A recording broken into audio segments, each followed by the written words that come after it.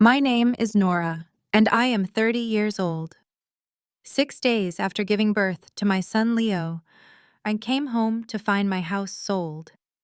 My husband had taken everything and run off with his mistress. I sold my wedding ring to buy tickets home. At the station, I used my last dollar to buy a stranded old man a ticket. 3 weeks later, a black limo pulled up outside my parents' house and the driver said my name. Before I continue the story, let me know where you are watching from in the comments below. Hit like and subscribe if you have ever had to rebuild your life from absolute zero when the person you trusted most destroyed it. The nightmare began on a freezing Tuesday afternoon in late November. I was sitting in the back of a rideshare vehicle, clutching my sleeping newborn tightly against my chest. My body was still aching from a grueling and complicated labor that had kept me confined to a hospital bed for nearly a week. I had hemorrhaged during delivery, leading to emergency interventions and days of heavy medication.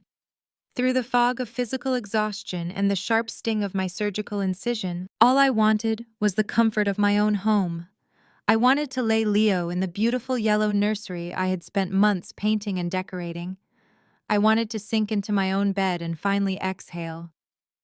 My husband Derek had supposedly left the hospital early that morning to prepare the house for our arrival. He told me he needed to turn on the heat, stock the refrigerator with groceries, and make everything perfect for his new family. As the car pulled up to our suburban home, the first thing I noticed was the strange moving truck parked in our driveway. Heavy cardboard boxes were stacked haphazardly across the frost-covered lawn. I thanked the driver, paid him through the app, and carefully stepped out into the biting wind, pulling my thick woolen coat tighter around Leo. Confusion clouded my exhausted mind. Perhaps Derek had ordered new furniture as a surprise for the baby. I navigated carefully up the icy walkway, each step sending a dull throb of pain through my abdomen. When I reached the front door, I dug into my purse and pulled out my keys. I slid my familiar brass key into the lock, but it would not turn. I tried again, jiggling the handle, assuming the cold had jammed the mechanism. That was when I looked closer and realized the lock fixture itself was completely different. Our scratched brass handle had been replaced with shiny new brushed steel. Before I could process this strange detail, the heavy wooden door swung inward. A woman I had never seen before stood on the threshold holding a moving box. She was in her late 40s, wearing a thick sweater, and she looked at me with a mixture of annoyance and complete confusion. "Can I help you?" she asked, blocking the entryway. I stood there shivering, holding my newborn, trying to make sense of the scene. "I live here," I said, my voice trembling from the dropping temperature and rising panic. "I am Nora. Where is Derek?" The woman's brow furrowed. "I do not know any Derek. My husband and I just bought this property. We closed 3 days ago and we are moving in today. You need to leave before I call the police." I shook my head, stepping forward instinctively. "That is impossible. My name is on the deed.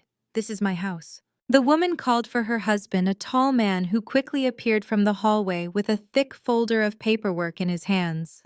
"Look, lady, I do not know what kind of scam you are running," he said gruffly, pulling out a freshly printed document. "But we bought this house legally." He held up the finalized property deed. My eyes scanned the paper and the air completely left my lungs. There, neatly typed at the top, was Derek's name alongside a signature claiming to be mine. Attached to the deed was a legal power of attorney document granting Derek full authorization to sell the property on my behalf. Suddenly, a sickening memory flashed through my mind. 3 days ago, while I was lying in the intensive care unit, hooked up to monitors and heavily sedated with painkillers, Derek had visited me.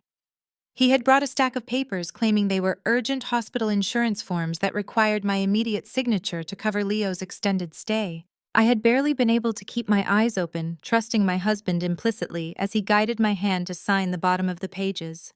He had used my medical vulnerability to steal my home. I stumbled backward off the porch, the reality of the betrayal hitting me with the force of a freight train. The new owners shut the heavy front door, the sound echoing like a gunshot in the freezing afternoon air. The temperature was dropping rapidly, the gray sky threatening an imminent snowstorm.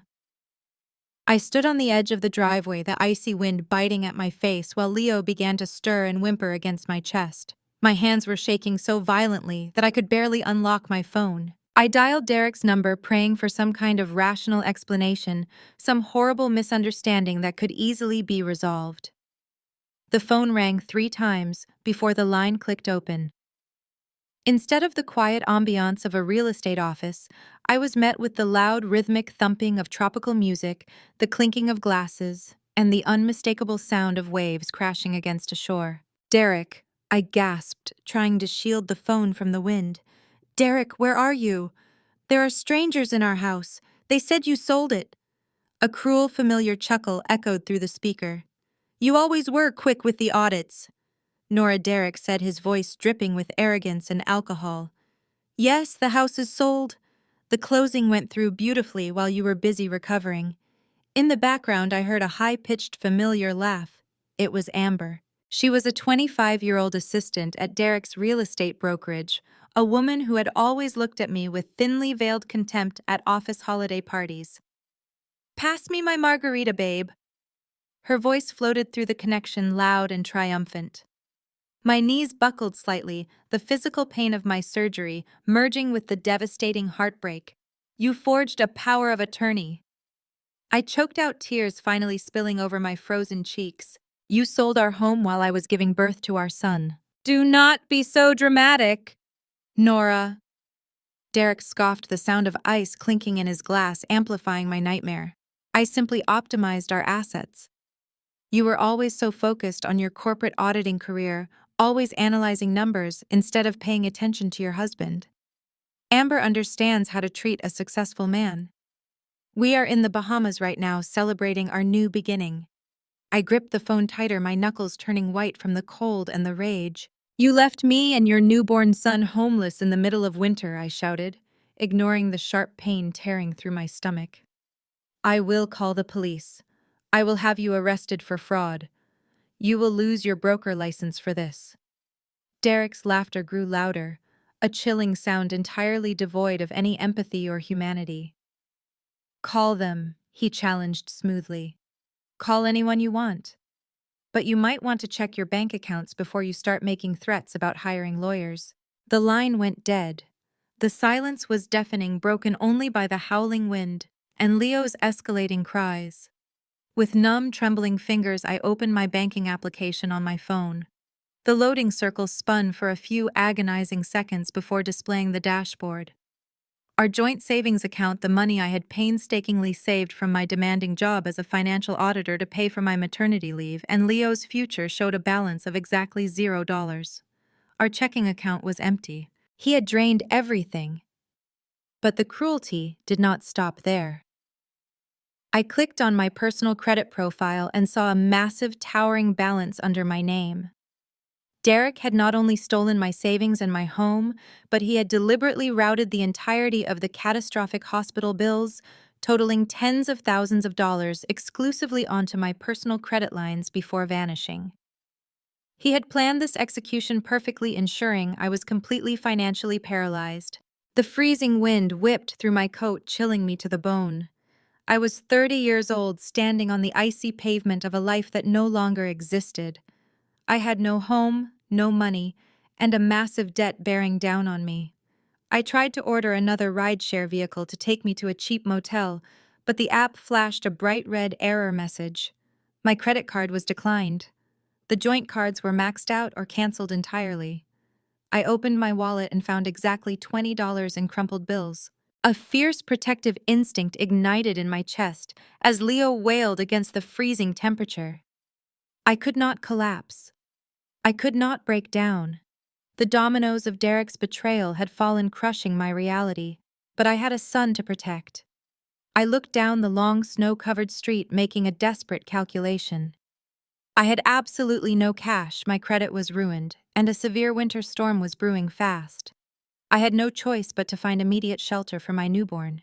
I adjusted my grip on my crying infant, turned my back on the stolen house, and began to walk into the gathering snow. The freezing sleet lashed my face the moment I turned my back on the house. Every step sent a sharp jolt of pain through my surgical incision, a brutal reminder of the difficult birth I had just endured. I pulled Leo tighter against my chest, shielding his fragile body from the wind sweeping across the darkening sky. The suburban streets now felt like a frozen wasteland. I had no cash in my pockets, my credit was destroyed, and the man I trusted with my life had left me destitute. My mind, trained to analyze financial risks and audit corporate ledgers, rapidly calculated my options. I needed liquid capital immediately to get to the central train station and reach my parents' house, but I could not afford a bus fare. My eyes dropped to my left hand. The diamond wedding ring caught the dim light of the street lamps. Derek had boasted loudly about the clarity and cut of this stone when he proposed. It was supposed to be a symbol of our bright future. Now it was simply a depreciating asset and my only remaining lifeline. I forced myself to keep walking, pushing through the agonizing pain until I finally reached a rundown commercial strip on the edge of our neighborhood. The flickering neon sign of a local pawn shop buzzed loudly against the quiet snowfall. I pushed open the heavy glass door, the bell chiming harshly in the cramped, dusty space. The air inside smelled of stale cigarette smoke and old metal. Behind the security glass stood a man with apathetic eyes, barely looking up from his smartphone when I approached the counter. I slid the diamond ring off my finger. The metal was freezing against my skin, but I felt no emotional attachment as I pushed it across the scratched glass counter. "I need to sell this right now," I said, keeping my voice entirely steady, despite the uncontrollable shivering of my jaw. The pawnbroker picked it up with a jeweler's loupe, examining the stone for barely 10 seconds before tossing it onto a digital scale. He looked at me, taking in my pale face, my shivering newborn, and the sheer desperation radiating from my posture. He knew immediately I had zero leverage. He offered me a price that was an absolute insult, a tiny fraction of what the diamond was actually worth. My auditor brain knew the current market value, knew I was being robbed blind, but the biting cold outside dictated my current reality. I tried to negotiate, pointing out the perfect cut and pristine condition of the band, but he simply crossed his arms and told me to take the offer, or walk back out into the blizzard. With Leo whimpering softly against my collarbone, I swallowed my pride and accepted the meager stack of crumpled bills. It was barely enough cash to survive a few days. I wrapped the money tightly inside my woolen glove and headed straight for the central transit hub. By the time I reached the main train station, the winter storm had intensified into a blinding, full-blown blizzard. The Grand Hall was incredibly chaotic, packed shoulder to shoulder with frustrated travelers, delayed commuters, and desperate people seeking refuge from the freezing temperatures outside. The bright fluorescent lights buzzed loudly overhead, illuminating a massive sea of damp winter coats and wet luggage. I joined the long, winding line for the ticket counter, mentally dividing the cash I had just received from the pawnbroker. The ticket to my parents' upscale neighborhood would consume nearly all of it. Whatever was left over would have to cover a hot meal and perhaps a cheap bottle of warm milk. My body was completely depleted of energy. I had not eaten a proper meal since the hospital breakfast, and the heavy blood loss from my complicated delivery was making me dangerously lightheaded.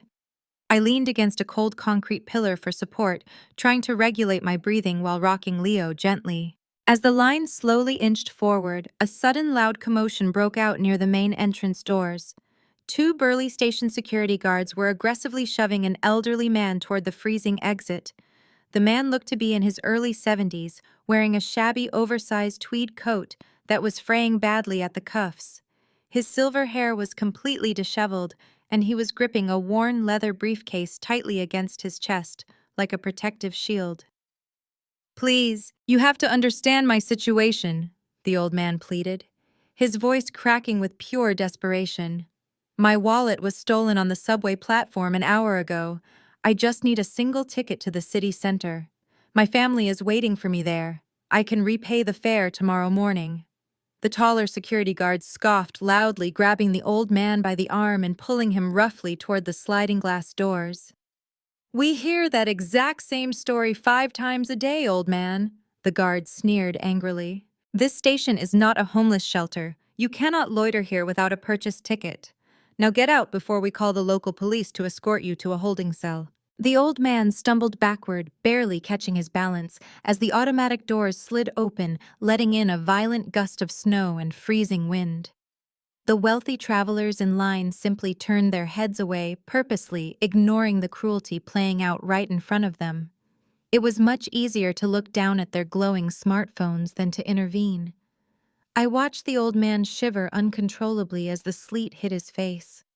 I saw the absolute indignity in his eyes, the crushing humiliation of being treated like garbage when you were at your absolute most vulnerable state. I knew exactly what that felt like. I had just experienced it on my very own front porch an hour ago.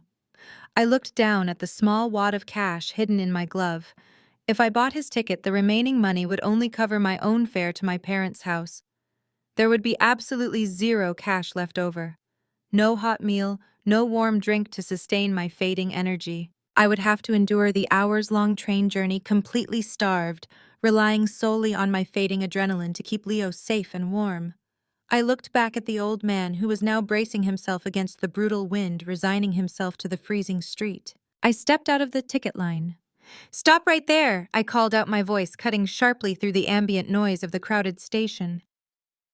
The security guards paused, turning to look at me with annoyed expressions. I walked over to the ticket kiosk nearest to the entrance, pulling the cash from my glove. "I will pay for his ticket to the city center," I stated firmly. The guards exchanged a cynical, mocking look, but they slowly released the old man's arm. "Suit yourself, lady," one of them muttered under his breath, walking away to patrol another sector of the terminal. The old man looked at me, completely stunned by the intervention. He adjusted his shabby coat, his hands trembling violently from the cold, and stared at me as I handed the freshly printed ticket to him. "You really do not have to do this," he said softly, his sharp, intelligent eyes scanning my pale face and the small baby bundled against my chest. "You look like you need this money far more than I do today." I shook my head, offering a tired but genuine smile. "Nobody deserves to be left out in the cold," I replied. "Take the ticket. Go home to your family." The old man gripped the ticket tightly. He stood straighter, a commanding presence replacing his disheveled appearance. He looked at me with an intensity that caught me off guard. "What is your exact name?" he asked, his voice unexpectedly steady and deliberate. "Nora," I replied quietly, feeling the physical exhaustion finally threatening to pull me under. "Nora," he repeated softly, committing the word to memory. "Thank you, Nora. You have absolutely no idea what you have just done." He turned around and walked purposefully toward the boarding platforms, disappearing into the massive sea of travelers. I watched him go for a moment before turning back to the ticket counter. I purchased my own fare to my parents' town, handing over the very last of my cash. I walked toward my designated platform, clutching the thin paper ticket. I boarded the freezing train, finding an empty seat by the window. As the train lurched forward, leaving the city behind, my stomach growled painfully. I had absolutely nothing left, but as I held Leo close to my heart, preparing for a grueling, starving journey, I knew my fight was only just beginning. The train ride felt like an endless nightmare. I sat huddled against the freezing window, wrapping my coat tightly around my sleeping son. My stomach cramped with hunger, sending spikes of pain through my surgical incision. I had no money left. Every harsh jolt tested the limits of my endurance. By the time we pulled into Oakwood Hills, it was dark. The blizzard had worsened, dumping fresh snow across the sidewalks. I forced my numb legs to carry me 4 blocks to my parents' estate. Their brick colonial home loomed at the end of a manicured cul-de-sac. Warm yellow light spilled from the windows. I dragged myself up the steps and rang the doorbell. I was exhausted, trembling and praying for a safe place to lay my newborn down. The heavy oak door swung open, revealing my mother, Caroline. She wore a flawless cashmere sweater, holding a glass of red wine. Her face registered no relief. Instead, her eyes darted nervously past my shoulder to check if the wealthy neighbors were watching. "Nora? What on earth are you doing here, looking like a vagrant?" Caroline hissed, pulling me inside by my frozen sleeve and slamming the door shut. She did not reach out to hold her grandson. My father, Thomas, emerged from his mahogany study.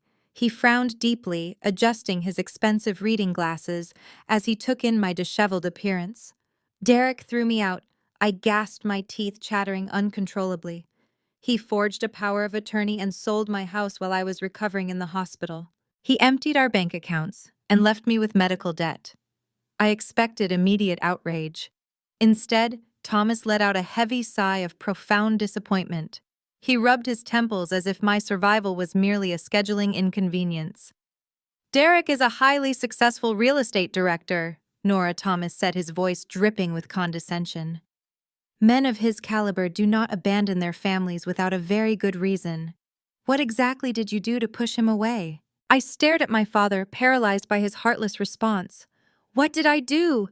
I repeated, sheer horror choking my voice. He committed federal fraud. He left his son homeless in a blizzard. Caroline took a slow sip of her wine, looking me up and down with critical judgment. Let us be honest with ourselves, Nora. You have always been far too obsessed with your career. You completely failed to keep a successful man happy. A man like Derek needs a wife who caters to his status. Amber knows how to treat him. I shot back, raw anger overriding my exhaustion. He ran off with his 25-year-old assistant. My mother waved her hand dismissively. Well, perhaps if you had put more effort into your appearance instead of your spreadsheets, his assistant would not have been a temptation. Now you have embarrassed this family. Do you have any idea how it looks to have my daughter showing up in the middle of the night looking like a beggar? The neighbors talk, Nora. I stood dripping melted snow onto their hardwood floor, the devastating reality crashing over me. They were an extension of the exact same toxic ecosystem that empowered Derek. I just need a place to sleep tonight, I whispered, my voice completely devoid of hope. I need to feed Leo and get him warm. Just let me use the guest room. Caroline stiffened, her eyes widening in absolute refusal. Absolutely not, she snapped. We just had the guest suites professionally cleaned. We are hosting a major charity brunch for the country club committee tomorrow, and I cannot have a crying infant ruining the atmosphere. I cannot have my friends seeing you camping out upstairs like a refugee. It would ruin our social standing. I looked at the staircase leading to 5 empty bedrooms. You are turning away your newborn grandson because of a country club brunch, I asked, my voice cracking. Thomas crossed his arms. Do not twist your mother's words, Nora. We are allowing you to stay under our roof. You can use the basement. There is an old sofa down there. It is out of the way, and the baby will not disturb our guests tomorrow. The basement was an unfinished concrete storage unit. It had no central heating, no proper insulation, and smelled heavily of damp earth. Arguing with my parents was completely futile. They had stripped me of my dignity just as thoroughly as Derek had stripped me of my assets. I headed for the narrow door under the stairs. I carried Leo down the steep wooden steps, shivering as the freezing basement air hit my face. The space was pitch dark and filled with dusty cardboard boxes. I found the sunken sofa my father mentioned and carefully laid my crying son down. I wrapped him in every sweater I could find in my duffel bag, using my own body heat to keep him warm. I sat in the freezing darkness, listening to the muffled sounds of my parents walking comfortably on the heated floors above me. As I reached into my bag to grab a clean diaper, my hand brushed against a cold, rectangular object. It was an old family iPad I accidentally packed weeks ago. I pulled it out, hoping it still had battery life to search for emergency housing shelters. The screen illuminated the dark basement, showing 10% battery remaining. It automatically connected to my parents' home wireless network. A sudden barrage of notifications flooded the screen. Because the tablet was still linked to the shared family cloud account, my parents' incoming private messages popped up directly on the display. The next notification made my blood run cold. It was an email sent just 2 hours ago from my father, Thomas. The recipient was Derek. My breath hitched as I tapped the notification, opening the entire email thread.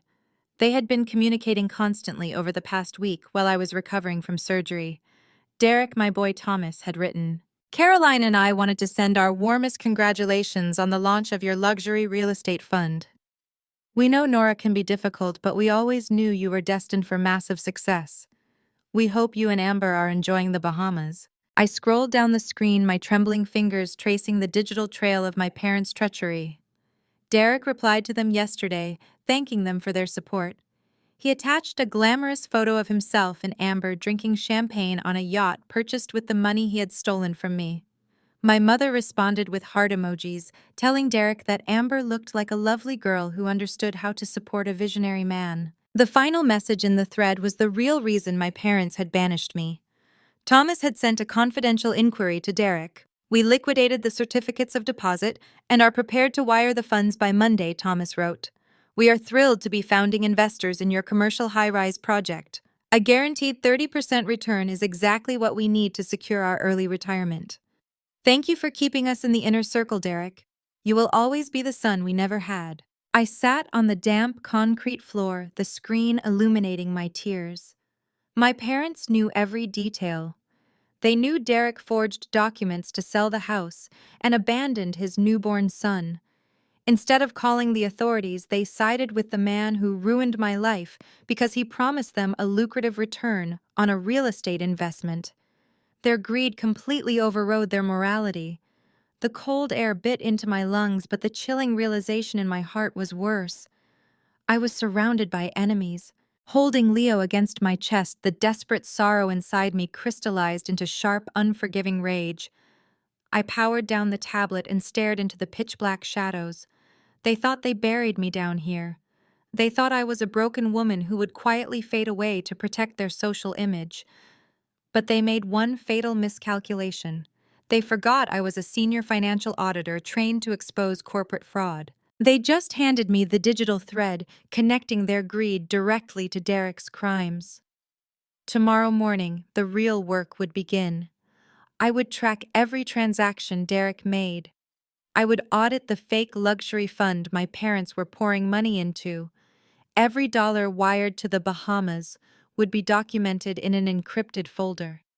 They wanted to play a high-stakes game with a woman whose career was built on dismantling white-collar crime. I closed my eyes, letting the freezing temperature harden my resolve. Let Caroline host her precious brunch upstairs. Let Thomas dream about his early retirement. Let Derek and Amber laugh on their stolen yacht. They had no idea the person they locked in the basement was going to tear their world down. I pulled the blankets tighter around Leo. The countdown to their destruction had officially started, and I would show no mercy. The freezing concrete of the basement offered no comfort, as night gave way to morning. I spent daylight huddled beneath the stairs, rationing baby formula from my hospital bag. My surgical incision throbbed, a physical reminder of the brutal week I had barely survived. Above me, muffled sounds indicated Caroline was preparing for her lavish weekend dinner. I remained silent, rocking Leo, determined to stay invisible while calculating my next move. As dusk fell, the heavy front door swung open, letting in cheerful greetings. My older sister Diana had arrived. At 33, she was the undisputed golden child, treating life like a curated social media feed. Beside her was her husband Jamal, a 35-year-old African-American surgeon. To my parents, he was the ultimate trophy son-in-law, wealthy and polished. The two swept into the foyer, draped in designer coats, their laughter echoing. I wanted to stay hidden, but Leo's formula was depleted. I needed the emergency tin from the pantry. Waiting until conversation shifted to the dining room, I crept up the stairs. My legs trembled from the cold and starvation. Pushing open the door, warm air hit my face. I stepped into the hallway, trying to slip unnoticed, but Leo let out a piercing cry. The chatter stopped instantly. Diana marched into the kitchen, her high heels clicking aggressively. Holding a glass of red wine, her flawless makeup contorted into pure irritation. I stood shivering in oversized hospital clothes, holding my wailing son. Diana rolled her eyes dramatically, letting out an exaggerated groan. "Nora, you are ruining my palate," Diana snapped, swirling her wine. "I spent 2 hours at the spa decompressing, and now I have to listen to this screaming. Just keep your child quiet. You are making my migraine flare up." Jamal stepped in right behind his wife, wearing a tailored charcoal suit, looking the calm medical professional. I desperately hoped the surgeon inside him would recognize I was dangerously pale and standing in a freezing house just days after a major trauma. I hoped he would see his newborn nephew turning blue. Instead, Jamal let out a measured sigh. He placed a manicured hand on Diana's shoulder, offering a comforting squeeze before turning his gaze to me. His expression was devoid of empathy, replaced by a smooth, toxic neutrality that made my stomach churn. "Nora, you really need to find a way to soothe him," Jamal said, his deep voice infuriatingly calm. "Diana is operating under immense stress right now, and her cortisol levels are elevated. It is not healthy for her to be subjected to this noise. Just take the baby back downstairs and keep him occupied so we can enjoy our evening." I stared, paralyzed by the sheer audacity of their cruelty. Jamal took an oath to save lives, yet he actively enabled his wife's narcissism to keep his own life comfortable. He threw a recovering mother and a freezing infant under the bus just so his wife could enjoy wine without interruption. I did not waste my fading energy on an argument. I grabbed the formula tin, clutching it tightly, and silently turned away. I descended back into the dark basement, my heart pounding with a terrifying clarity. They were all complicit. 2 hours later, having fed Leo and wrapped him in hospital layers, silence settled over the house. The dinner plates were cleared. I needed to wash Leo's bottle at the utility sink off the main dining area. I crept up the stairs again, leaving Leo sleeping safely on the sunken sofa. I cracked the basement door open, preparing to slip into the laundry room. But my father's voice stopped me dead. Thomas stood at the head of the dining table. He clinked his silver spoon against his glass, commanding attention. I peered through the narrow gap, holding my breath. Caroline, Diana, and Jamal sat around the table, their faces flushed with wine and anticipation. "I want to propose a toast to the future of this family," Thomas announced, his chest puffed out with pride. "Caroline and I have been evaluating our retirement portfolio. We wanted aggressive growth, something traditional funds cannot provide. That is why we are officially liquidating our primary life savings this week to back an incredible new venture." Diana leaned forward, her eyes gleaming with unfiltered greed. "You mean Derek's new luxury real estate fund?" she asked, a massive smile breaking across her face. "Exactly," Caroline chimed in enthusiastically. "Derek reached out to us directly. He is offering us a founding investor tier. It guarantees a 30% VIP return within the first fiscal year. He showed us the prospectus for the commercial high-rise he is developing. It is an absolute goldmine." I pressed my hand over my mouth to stifle my shocked gasp. My parents were not just communicating with the man who ruined my life. They were funneling their entire financial existence into his fraudulent shell company. Jamal swirled the wine in his glass, his brow furrowing in calculation. 30% is an incredibly aggressive yield, Thomas. Are you absolutely certain the fundamentals are solid? I mean, considering the abrupt way he discarded Nora, is he trustworthy with your capital? The dining room fell silent. I waited, heart-hammering, wondering if my brother-in-law would actually be the voice of reason. But it was Diana who shattered the silence, her voice dripping with sheer venom. "Oh, please, Jamal." Diana scoffed, waving her hand dismissively. "Business is business, and personal drama is personal drama. Derek is a shark in the real estate market. That is exactly the kind of man you want handling your investment portfolio." Honestly, Nora dragged him down. She was always so obsessed with auditing and compliance, constantly analyzing every detail instead of letting him breathe. Derek was smart to cut the dead weight. He optimized his life, and now he is offering us a chance to optimize ours. We would be absolute fools to let my sister's failure hold us back from securing generational wealth. I stood frozen behind the basement door, cold air seeping into my bones. My own sister, the woman I had grown up with, had just justified my sudden homelessness and my husband's infidelity because she wanted a piece of his fictional profit margins. She knew Derek had illegally sold the roof over my head. She knew I was trapped in a freezing basement with a newborn destitute and starving. Yet raw, unadulterated greed completely overrode her basic human morality. Thomas raised his glass higher, nodding in fierce agreement. "Diana is absolutely right. We cannot let emotional attachments cloud our financial judgment. Derek is a visionary. In fact, if you two have any liquid capital sitting in low-yield accounts, I highly recommend you transfer it to his fund. The entry window closes on Friday." I will transfer the funds from my personal marketing account tomorrow morning, Diana declared eagerly, clinking her glass against her father's. I am not missing out on a 30% return just because Nora could not keep her husband happy. Jamal let out another non-committal sigh, but he raised his glass nonetheless, joining the toast.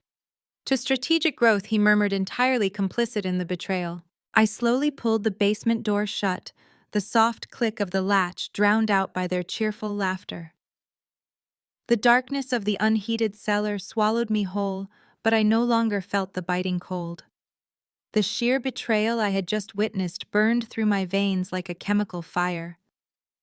I walked back to the sunken sofa and sat beside my sleeping son. They were all marching blindly into a financial slaughterhouse.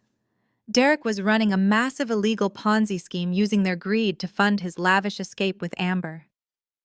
A week ago, the old Nora would have burst into that dining room. The old Nora would have begged them to stop, laid out the financial risks, and tried to protect her family from a devastating collapse. But that Nora died on the freezing driveway when the locks were changed. I sat in the dark, my auditing mind perfectly categorizing every piece of information I had just gathered. I knew the exact timeline. I knew the exact investment window.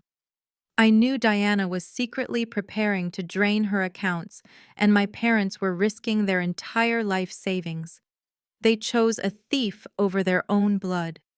They chose 30% returns over the life of a newborn baby. I leaned my head against the cold concrete wall, a dangerous, razor-sharp focus, taking absolute control of my mind. I was not going to warn them. I was not going to save them. I was going to wait in the shadows and watch them hand every single dollar they owned over to the man who was about to be investigated by the federal government. The trap was set, and I was going to make sure they all burned together. The 3 weeks that followed my discovery behind the dining room door tested the absolute limits of my physical and mental endurance. Surviving in that unheated concrete cellar with a newborn required a level of dissociation I never knew I possessed. The damp earth smell permeated my cheap hospital clothes, and the constant chill made my surgical incision ache with a dull, relentless rhythm. I rationed the small supply of formula I had left, skipping my own meals, to ensure Leo had enough. Upstairs, the house was a continuous symphony of wealth and willful ignorance. I listened to the muffled footsteps of my parents and my sister Diana as they excitedly discussed their liquidations and wire transfers. They were eagerly funneling their life savings into Derek's fraudulent real estate fund, blinded by the promise of a 30% return. Every clink of their wine glasses above my head fueled the cold, calculating fire burning in my chest. I did not shed another tear. I mapped out my survival plan in the pitch-black darkness, using the fading battery of my phone to research legal precedents on forged property deeds and corporate embezzlement. I was patiently biding my time, waiting for the perfect moment to strike. The tipping point arrived on a crisp Sunday morning, exactly 3 weeks after Derek had locked me out of my own life. Caroline and Thomas were hosting their annual autumn neighborhood brunch. It was a highly curated social event designed exclusively to flaunt their status to the other affluent residents of Oakwood Hills. The caterers had arrived at dawn, filling the house with the rich aromas of roasted espresso, smoked salmon, and fresh pastries. I was strictly forbidden from leaving the basement. Caroline had come down the night before, her face pinched in utter disgust, to deliver her final warning. She told me several prominent local politicians would be attending, and she could not risk her destitute daughter ruining her aesthetic. Diana arrived early to play the devoted daughter, her loud performative laughter echoing through the floorboards. I sat on the moldy sofa holding Leo tightly against my chest, listening as the front door welcomed the neighborhood elite into my parents' home. The brunch was in full swing by 11. The muffled hum of networking filtered down through the ceiling vents. Then the ambient noise suddenly shifted. The laughter died down, replaced by a collective murmur of confusion and awe that spread rapidly across the main floor. I heard footsteps rushing toward the front windows. Curiosity overcoming my desire to remain invisible, I carefully stood up, holding Leo, and crept up the wooden basement stairs. I opened the heavy door just a crack, peering into the grand foyer. Through the massive front bay windows, I saw what had brought the entire neighborhood gathering to a dead halt. A massive, gleaming black limousine had just pulled into my parents' pristine driveway. It was an exceptionally rare custom-built luxury vehicle, the kind reserved exclusively for high-ranking diplomats or elite billionaires. The sleek, elongated chassis reflected the bright morning sun, completely dwarfing the expensive sports cars parked along the street. The neighbors were crowding around the glass, whispering frantically to one another, their champagne flutes forgotten in their trembling hands. Thomas and Caroline pushed their way to the front of the crowd, their faces flushed with a mixture of shock and sheer excitement. I watched my father frantically adjust his silk tie, leaning over to whisper something to Caroline. They clearly assumed this imposing vehicle belonged to a high-net-worth investor they had been courting, or perhaps a wealthy associate Derek had sent to formally welcome them into his luxury real estate fund. Diana pushed her way to the front door, smoothing down her designer dress, her eyes wide with greedy anticipation. The entire room held its breath as the driver's side door of the limousine opened. A sharply dressed man stepped out into the crisp autumn air. He wore an immaculate tailored black suit with a crisp white shirt and a dark tie. His posture was rigid, exuding an air of absolute authority and disciplined professionalism. He walked around the front of the imposing vehicle, his polished shoes clicking against the pavement, completely unfazed by the dozens of wealthy suburbanites staring at him through the glass. He stopped at the heavy oak front door and rang the bell. Thomas practically shoved a caterer out of the way to answer it, pulling the door open, with a wide, obsequious smile plastered across his face. "Good morning, sir." Thomas beamed, his voice practically trembling with eagerness to impress the neighbors standing behind him. "What an incredible vehicle. Please come inside. Are you here for the brunch? We have fresh mimosas and catering in the dining room." The driver, Winston, did not smile. He did not step inside. His sharp dark eyes scanned Thomas briefly before looking past him into the crowded foyer. His expression was completely unreadable, a wall of pure professional detachment. "I am not here for a social gathering," Winston said, his deep resonant voice carrying clearly across the silent room. "I am looking for Ms. Nora." The words hit the foyer like a physical shockwave. Thomas's welcoming smile instantly froze, slowly transforming into a mask of utter bewilderment. Caroline dropped her hands to her sides, her jaw going slack. Diana let out a short, incredulous scoff, looking around as if waiting for a punchline. "I am sorry, there must be some mistake," Caroline stammered, stepping forward defensively. "You are looking for Nora. My daughter Nora, the woman who just had a baby. Are you absolutely certain you have the right address? She is currently indisposed." "I am precisely where I was instructed to be, ma'am," Winston replied, his tone remaining perfectly respectful but carrying an underlying steel that brooked absolutely no argument. "I have been dispatched to retrieve Ms. Nora and escort her to a private meeting." I pushed the basement door open entirely. The hinges creaked loudly in the silent house, drawing every single eye in the foyer toward me. I stepped out from the shadows of the narrow stairwell wearing the same faded, oversized hospital sweatpants I had been living in for 3 weeks.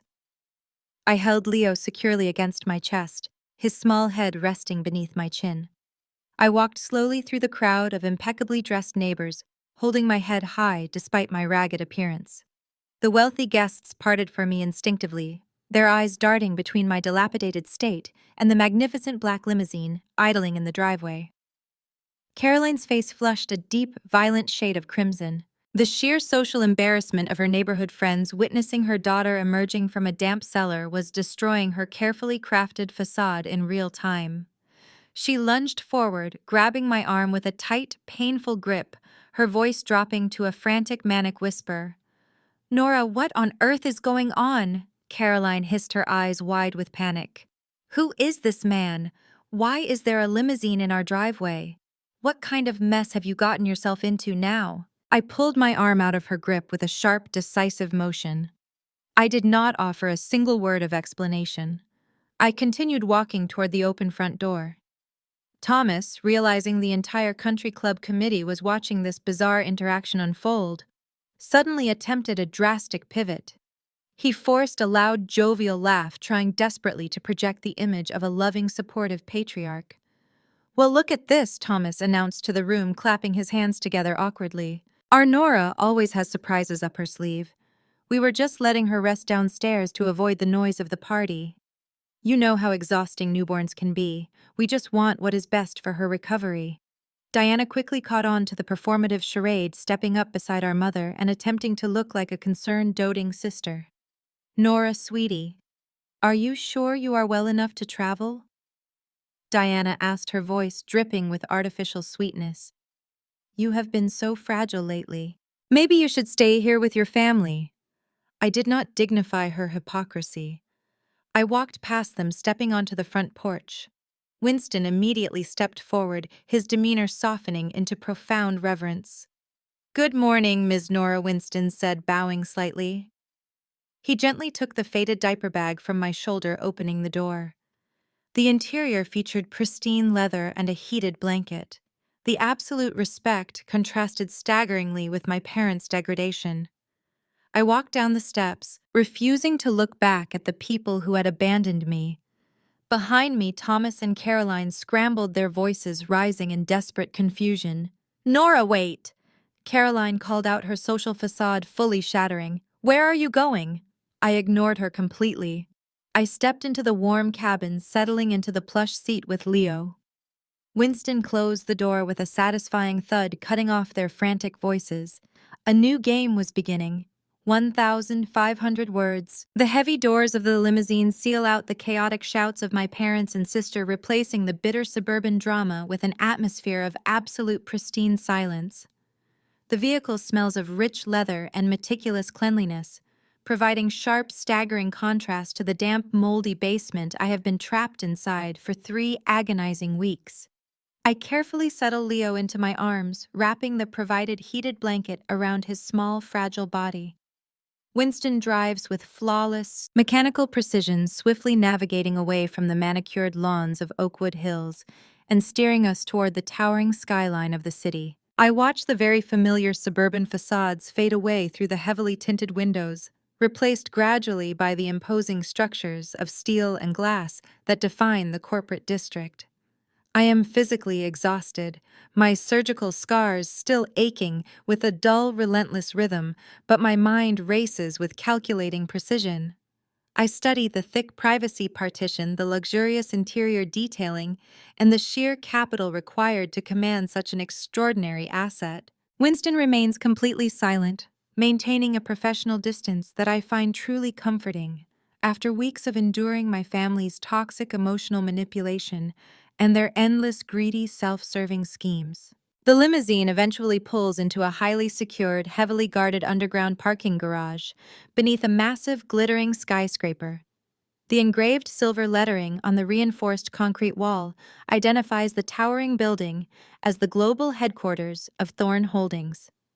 Winston quickly parks the massive vehicle with practiced ease, stepping out to open my door before I can even unbuckle my seatbelt. He gently takes the faded diaper bag from my shoulder, treating it as though it holds priceless cargo, and respectfully gestures toward a private set of double protective glass doors. I step out into the climate-controlled air of the garage. Winston escorts me through a highly restricted private VIP entrance, completely bypassing the bustling main lobby and its sprawling security checkpoints. He swipes a sleek black access card over a biometric scanner, guiding me into a dedicated express elevator lined with polished steel and dark mahogany panels. As the floors tick upward at a dizzying speed, my auditor instincts automatically kick into high gear. I analyze the absolute security protocols, the high-tech surveillance cameras hidden in the corners, and the sheer staggering scale of the corporate infrastructure surrounding me. This is truly a fortress built on immense, unshakable financial power. The elevator chimes, softly opening directly into a sprawling, magnificent penthouse executive suite that occupies the entire top floor. Floor-to-ceiling windows offer a commanding panoramic view of the entire city skyline, bathing the room in natural, bright sunlight. The space is decorated with impeccable, ruthless taste, featuring dark wood accents, brushed steel fixtures, and imported marble floors. standing at the center of this financial empire, looking entirely different from the desperate, shivering, and broken soul I had encountered during that cold, brutal blizzard, is the man whose train ticket I had purchased with my absolute very last single physical dollar. He is seated behind a massive, imposing desk, projecting an aura of ruthless authority and unshakable corporate dominance. The shabby, oversized tweed coat is completely gone, replaced by an impeccably tailored dark charcoal suit that screams expensive, bespoke craftsmanship.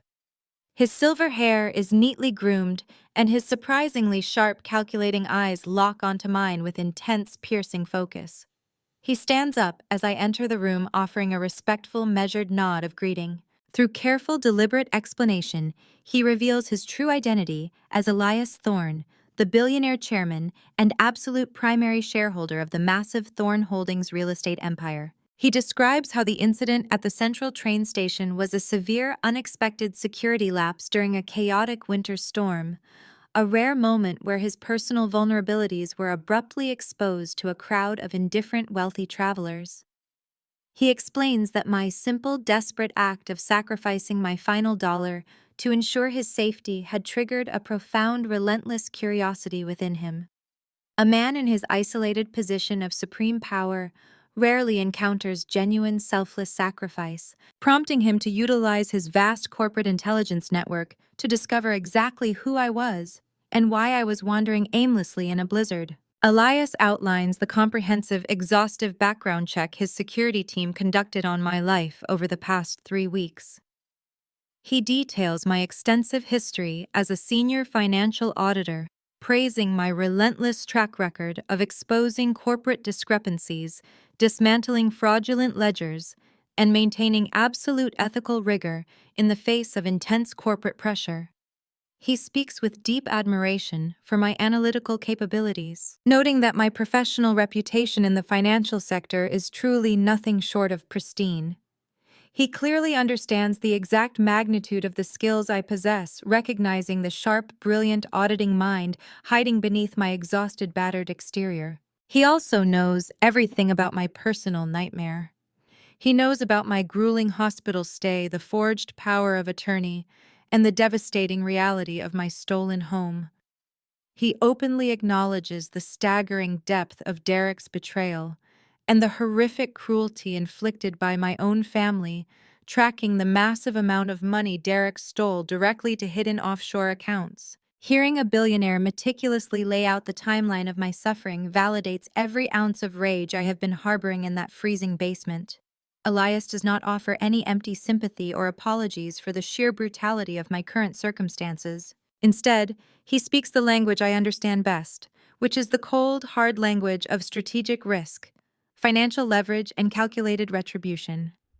The ultimate purpose of my sudden dramatic retrieval becomes starkly clear when Elias drops a massive landscape-altering financial bombshell. He reveals that Derek's rapidly expanding real estate brokerage has recently submitted a highly aggressive petition to Thorne Holdings. Derek is aggressively soliciting a $50 million capital injection from Elias's firm to exclusively fund a purportedly lucrative commercial high-rise project. This is the exact same fraudulent fund my parents are blindly and eagerly pouring their life savings into. Elias expresses deep, profound suspicion regarding the artificially inflated profit margins and the suspiciously perfect balance sheets Derek has provided in his pitch deck. He explains that while the paperwork looks flawless on the surface, his decades of ruthless business experience tell him clearly that Derek is hiding massive liabilities. However, Elias needs definitive, undeniable proof before he can legally reject the pitch and involve federal authorities. He needs someone with an unmatched eye for forensic accounting, someone who can dive into the deepest, darkest corners of Derek's financial ecosystem and completely dismantle the carefully constructed illusion of his wealth. Elias formally offers me a highly classified position as an undercover auditor for his corporation, granting me supreme security clearance and absolutely unrestricted access to investigate Derek's operations from the inside. He outlines the complex parameters of the operation, providing me with elite encrypted technology, full backing from his corporate legal team, and a direct line to federal regulatory agencies. He wants me to meticulously and quietly trace every stolen dollar, expose the shell companies, and map out the exact blueprint of Derek's embezzlement scheme. In exchange, I will receive substantial compensation and the ultimate opportunity for complete, devastating justice. The realization hits me with blinding, intoxicating, and absolute clarity. I am being handed the exact legal and financial weapon required to completely obliterate the man who left my newborn son homeless in a freezing blizzard. I look at Elias processing the immense gravity of the power he is entrusting to me. This is not just a job offer, it is a targeted precision strike against the core of Derek's fraudulent empire. I feel the cold, analytical power of my profession merge flawlessly with my absolute, undeniable need for vengeance. The freezing basement feels like a distant, irrelevant memory now. I accept the proposition without a single second of hesitation. A profound, unbreakable alliance is forged in that penthouse office, uniting a billionaire tycoon and a wronged financial auditor against a common enemy. Elias assures me that my cover will remain entirely intact, allowing me to operate from the shadows while maintaining the facade of a broken, defeated woman in front of my toxic family. He hands me a sleek, secure laptop and an encrypted access key, equipping me for the digital warfare ahead. I carefully place the powerful devices into my bag, my mind already organizing the incoming data. As I prepare to leave the executive suite holding Leo securely against my chest, I feel a surge of unstoppable determination coursing through my veins. Derek stole my home, drained my accounts, and thought he could leave me paralyzed by medical debt. My parents and sister chose greed over basic human decency, turning a blind eye to my suffering for the promise of a 30% return. They all fundamentally underestimated the wrath of a mother pushed to the absolute brink, armed with supreme corporate clearance and the unwavering backing of a billionaire. The grand audit has now officially begun. The ride back to Oakwood Hills was swift, but my mind was already operating miles ahead of the physical journey. Winston dropped me off 2 blocks away from my parents' estate at my specific, explicit request. I needed to rebuild the facade of a broken, destitute woman before I walked back through their front door. I wrapped Leo tightly in his soft blankets, intentionally mussing my hair and letting my shoulders slump forward to project utter defeat. I trudged down the freezing suburban sidewalk, allowing the biting wind to redden my cheeks. When I finally pushed open the heavy oak door of the house, the warmth of the foyer felt entirely unearned. Thomas and Caroline were sitting in the formal living room sipping afternoon tea. My father immediately stood up, his face hardening into a mask of aggressive interrogation. "Where exactly did that car take you?" Thomas demanded, his voice echoing loudly across the imported marble floors. "You caused a massive, humiliating spectacle in front of the entire neighborhood committee today." I kept my eyes glued to the floor, forcing my voice to tremble with perfectly manufactured despair. "It was a high-end debt collection agency," I lied smoothly, letting a single tear slip down my cheek. "Derek routed all of the hospital bills to my personal credit. The agency sent a corporate vehicle to intimidate me. They threatened to garnish my future wages and drag me through court. I have absolutely nothing left to give them." Caroline let out a sharp scoff, sinking back into her armchair. She waved her hand dismissively, clearly relieved that my dramatic departure was tied to financial ruin, rather than sudden salvation. "I told you," Thomas, Caroline muttered, taking a slow sip of her tea. "She is a liability." "Nora, you brought this upon yourself by failing to secure your marriage. Now you are dragging your financial failures to our doorstep. Just take the baby back down to the cellar. Diana is coming over later to discuss our investment portfolio, and we cannot have your depressing energy ruining our evening." I did not offer a single word of protest. I nodded meekly, gripping my diaper bag, and descended back into the freezing, damp basement. The heavy door clicked shut behind me, sealing me inside the dark concrete room. I laid Leo gently on the sunken sofa, ensuring he was heavily bundled and fast asleep. Then my entire demeanor shifted. The slump in my shoulders vanished. The manufactured tears dried up. I was no longer the helpless, abandoned wife. I was the apex predator of the financial auditing world, and I had just been handed the keys to the kingdom. I reached deep into the hidden compartment of the diaper bag and pulled out the highly encrypted laptop Elias had provided.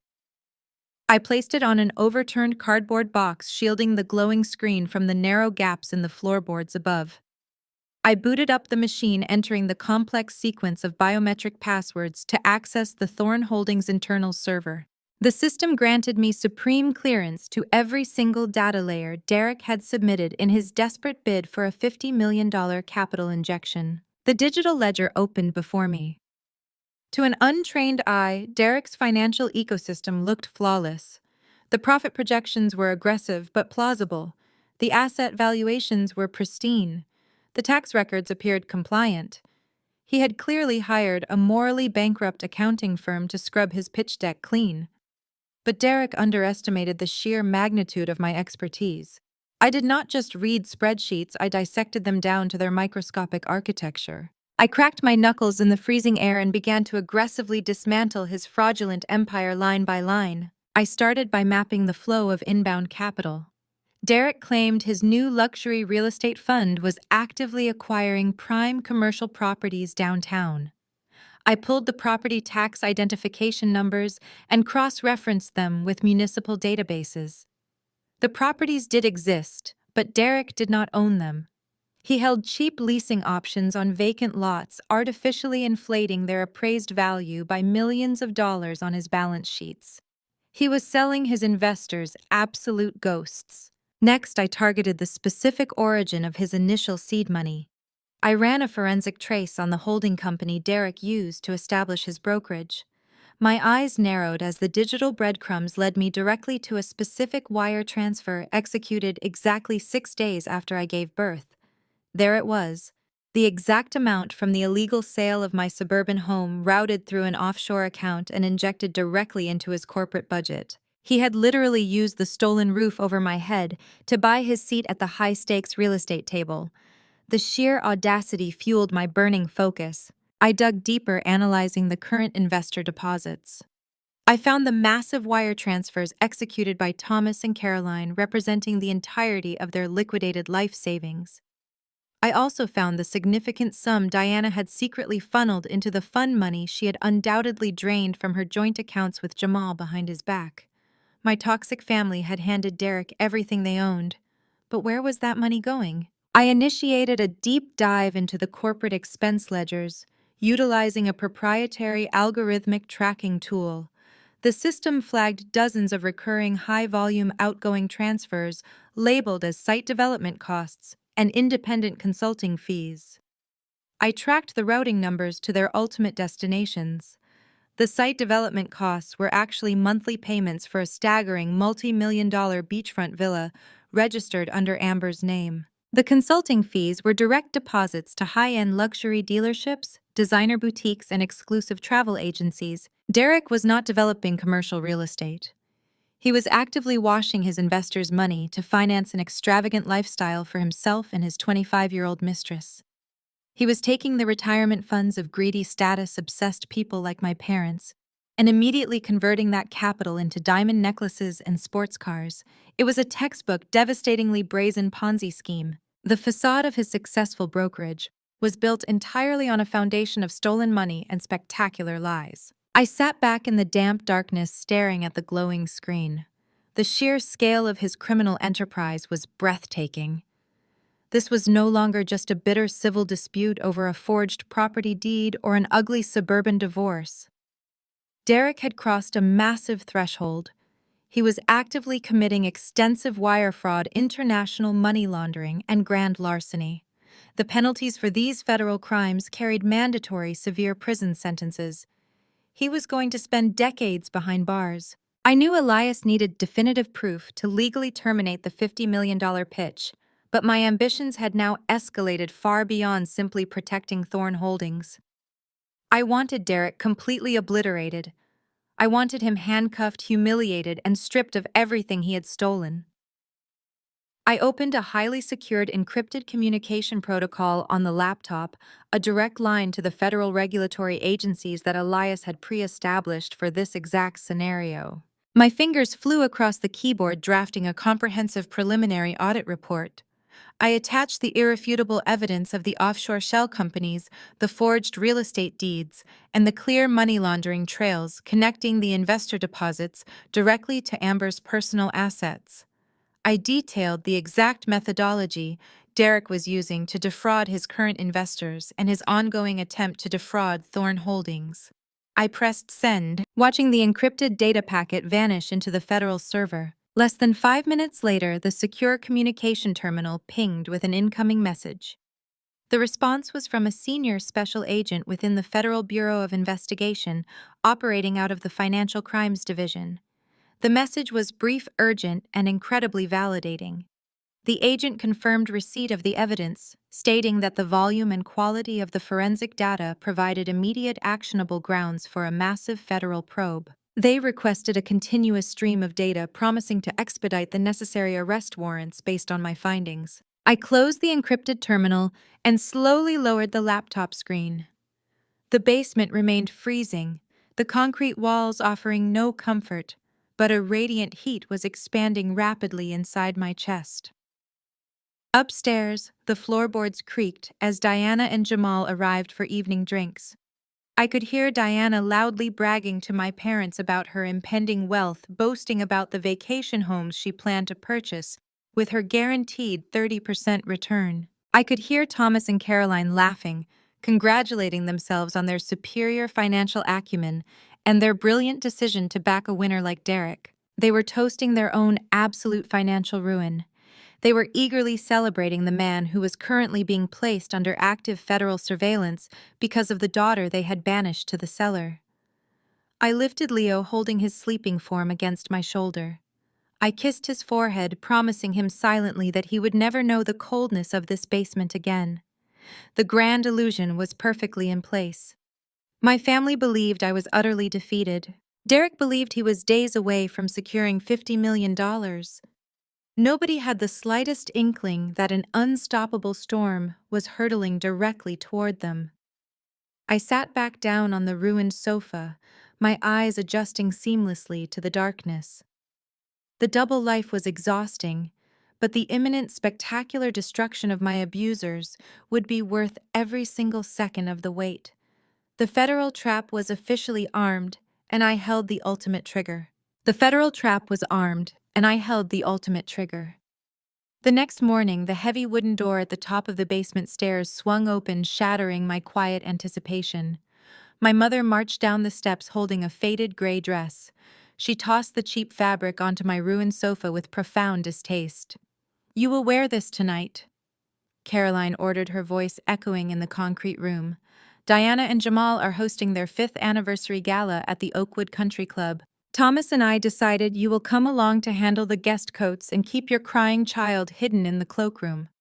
We cannot justify paying club staff extra when we have a jobless daughter living under our roof for free." I looked at the cheap garments, suppressing a smile. They were handing me the perfect alibi to observe them. I nodded meekly, keeping my eyes fixed on the floor to maintain the facade. "I will be ready," I whispered. The Oakwood Country Club was a sprawling estate designed to separate the local elite from the working class. The grand ballroom was draped in white silk and overflowing with floral arrangements. Diana had spared no expense financing the lavish display through the accounts she shared with Jamal, while secretly draining their joint savings to fund Derek.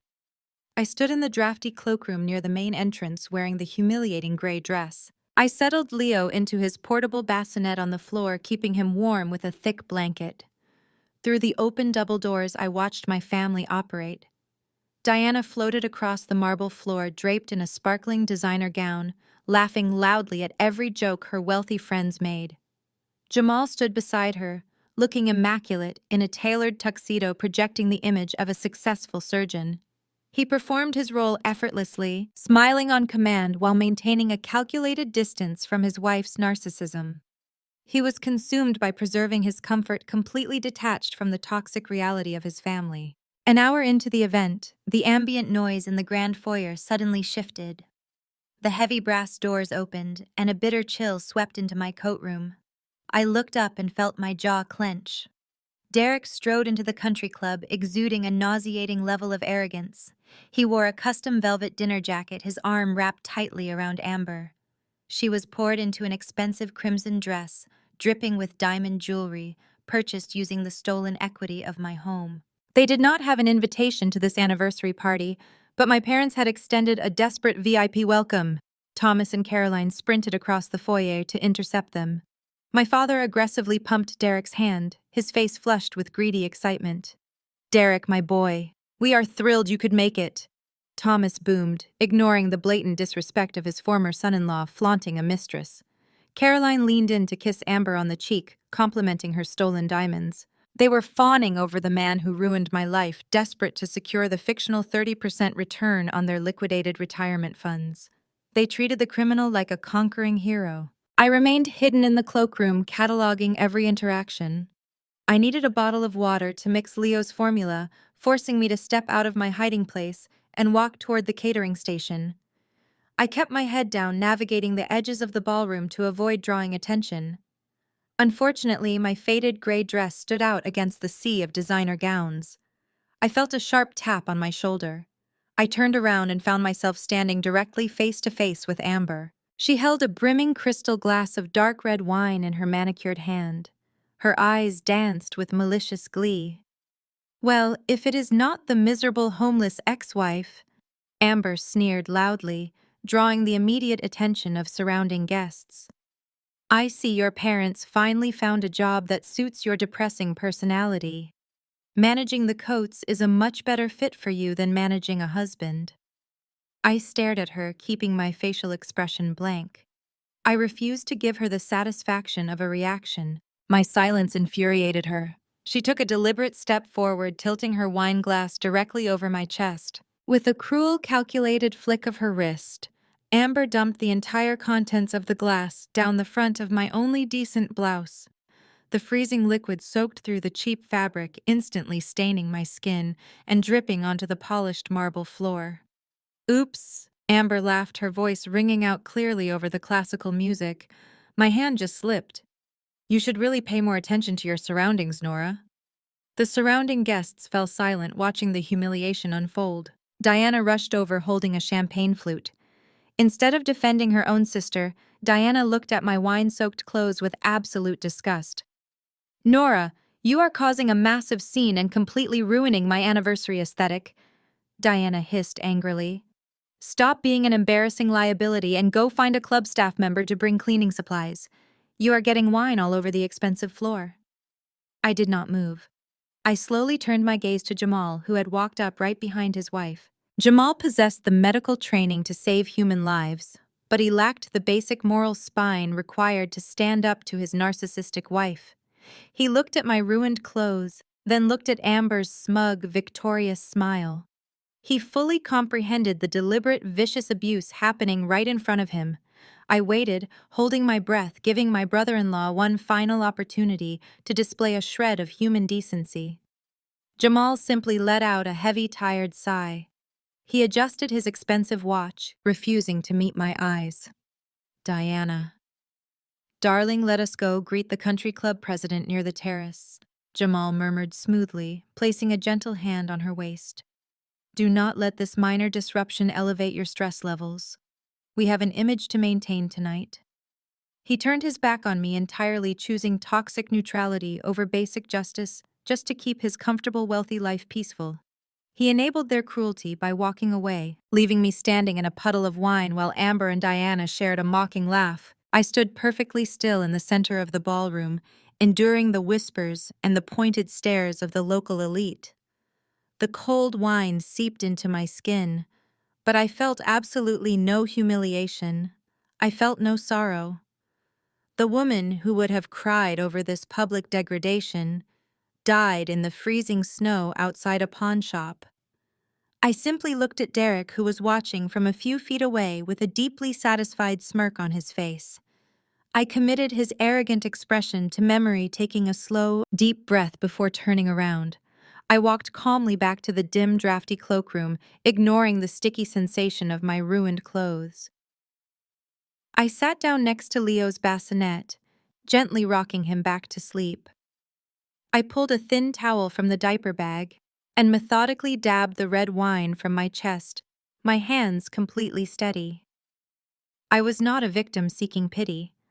I was an undercover auditor working directly for a billionaire, and I was compiling the final behavioral assessments of my targets. My parents continued parading Derek around the ballroom, blissfully unaware they were networking with a man about to lose everything. Diana and Jamal danced under the chandeliers, celebrating a marriage built on deception and moral cowardice. I watched them through the narrow gap in the cloakroom doors, a calculating smile breaking across my face.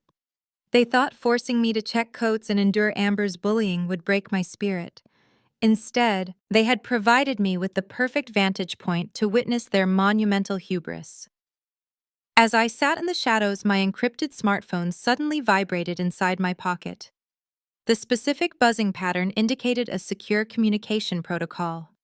I pulled the device out, shielding the bright screen with my hand. The notification was a direct dispatch from the lead federal agent handling the financial crimes investigation. I unlocked the screen, my eyes darting rapidly across the brief text message. The federal judge had officially reviewed my comprehensive audit report.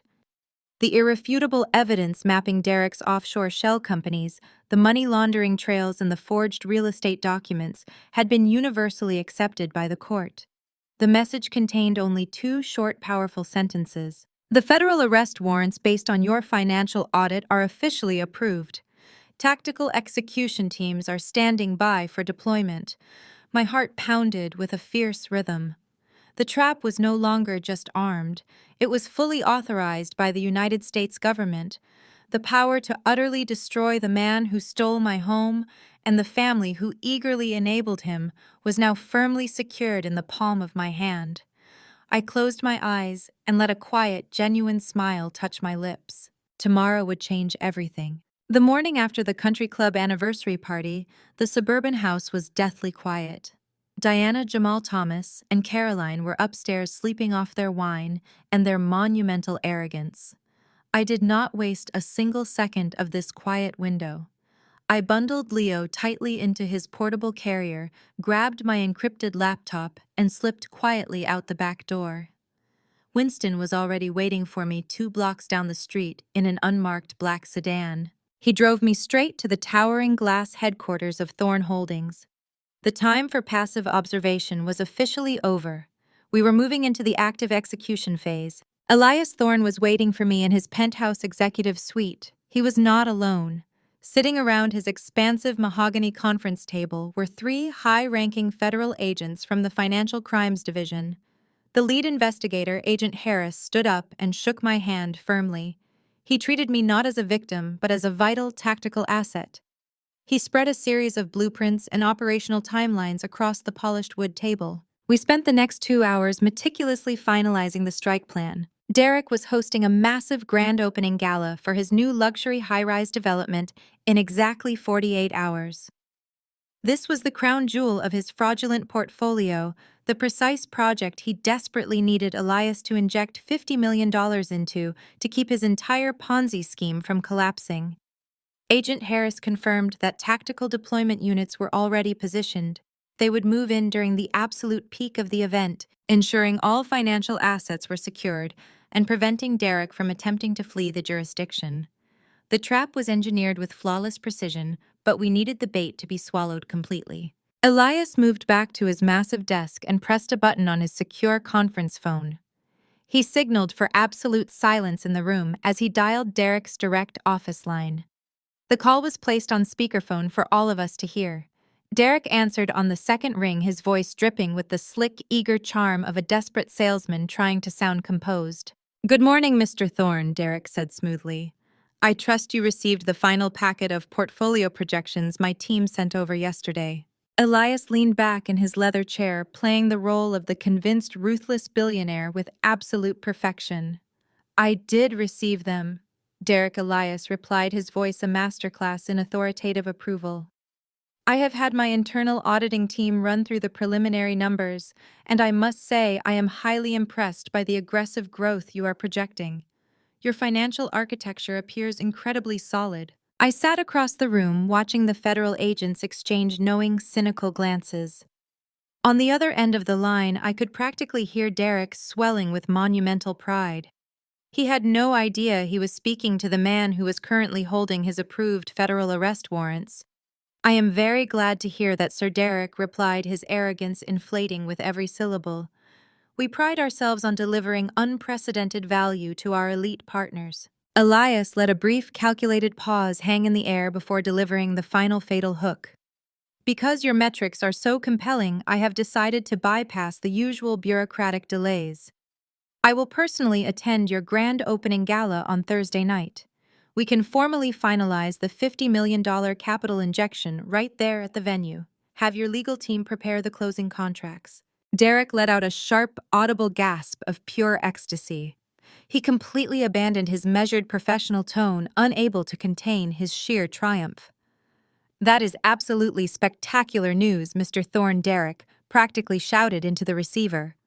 "We will have the VIP suite prepared exclusively for you. You will not regret this partnership, I guarantee it." Elias ended the call without another word. The silence in the executive suite was broken by Agent Harris closing his tactical folder. "The target has fully committed," Harris stated flatly.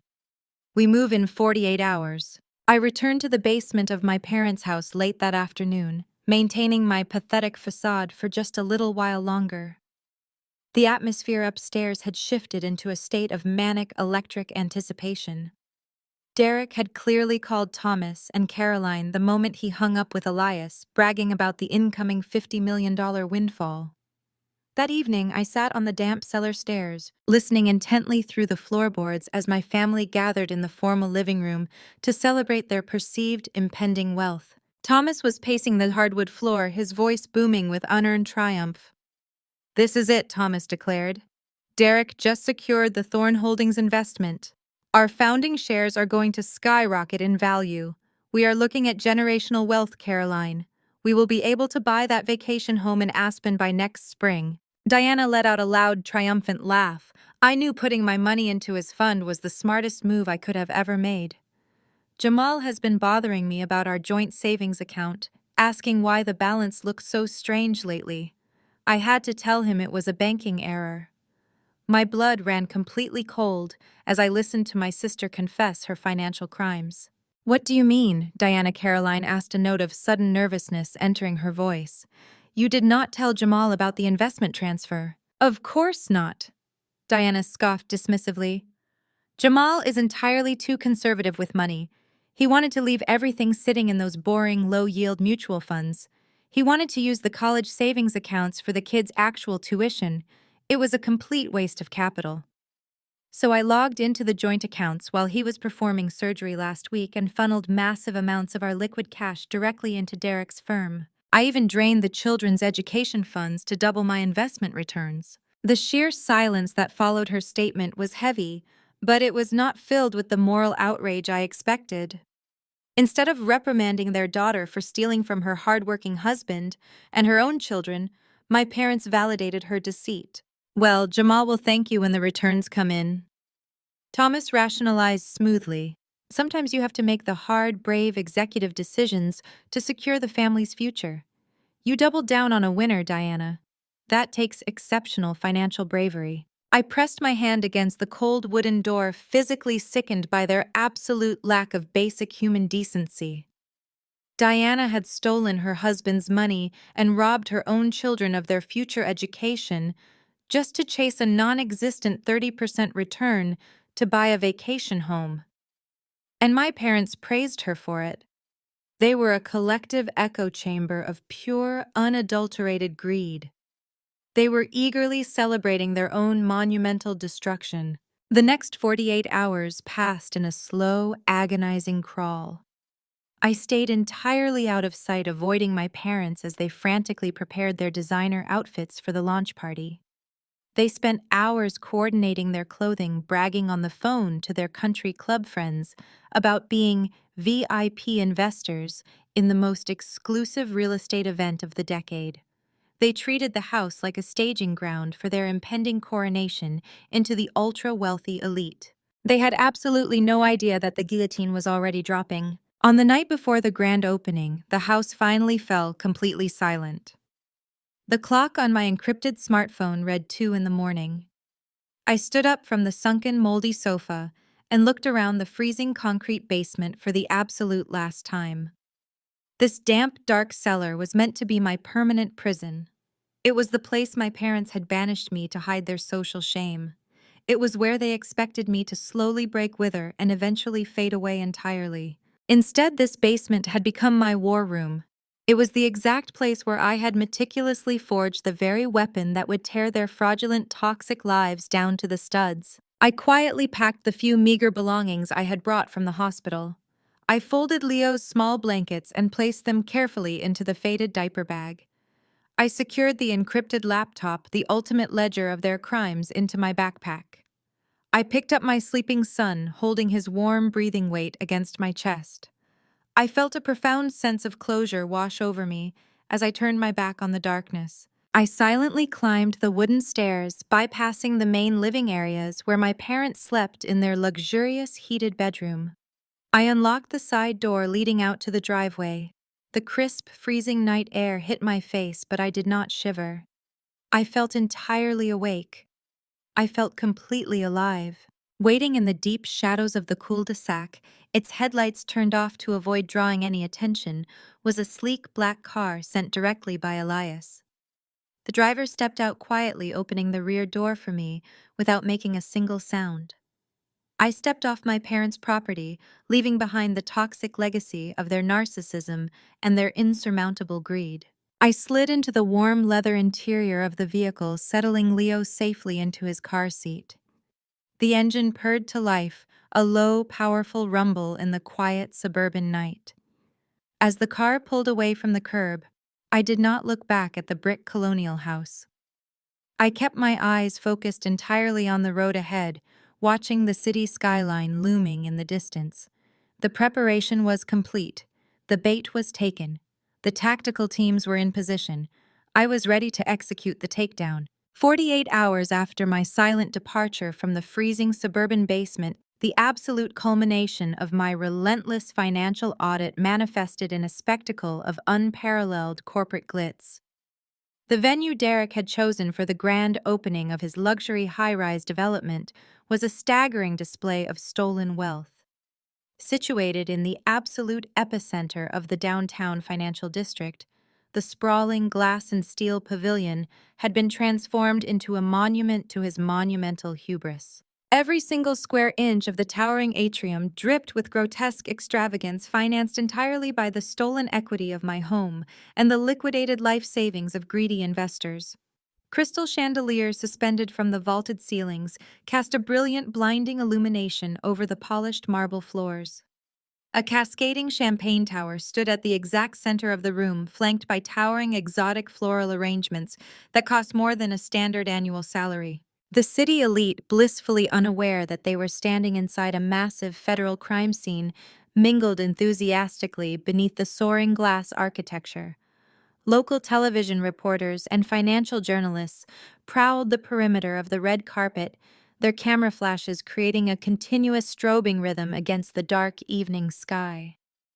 Waiters in immaculate white tuxedo jackets glided seamlessly through the dense crowd, balancing silver trays loaded with imported caviar and expensive hors d'oeuvres.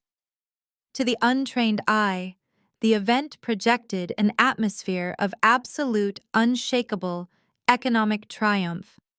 To my trained auditor gaze monitoring the live security feeds from a staging room miles away, the entire gala was simply a meticulously decorated slaughterhouse waiting for the blade to drop. At the absolute center of the swirling crowd holding court, like freshly crowned real estate royalty, stood Derek and Amber. Derek wore a bespoke midnight blue tuxedo that clung perfectly to his arrogant posture.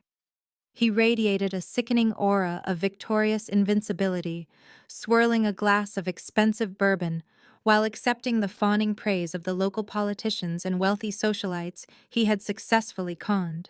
He believed he was merely hours away from securing a $50 million capital injection from Thorne Holdings, completely oblivious to the fact that his corporate execution was already rapidly approaching. Standing right beside him, clinging possessively to his arm, Amber performed the role of the devoted, wealthy, visionary partner. She was draped in a clinging metallic silver designer gown that caught every flash of the media cameras. More infuriatingly, she was heavily adorned in a staggering array of brilliant diamond jewelry, every single sparkling stone purchased through the complex network of offshore shell companies I had meticulously dismantled. Hovering desperately around the edges of Derek and Amber's spotlight were the architects of my deepest personal misery.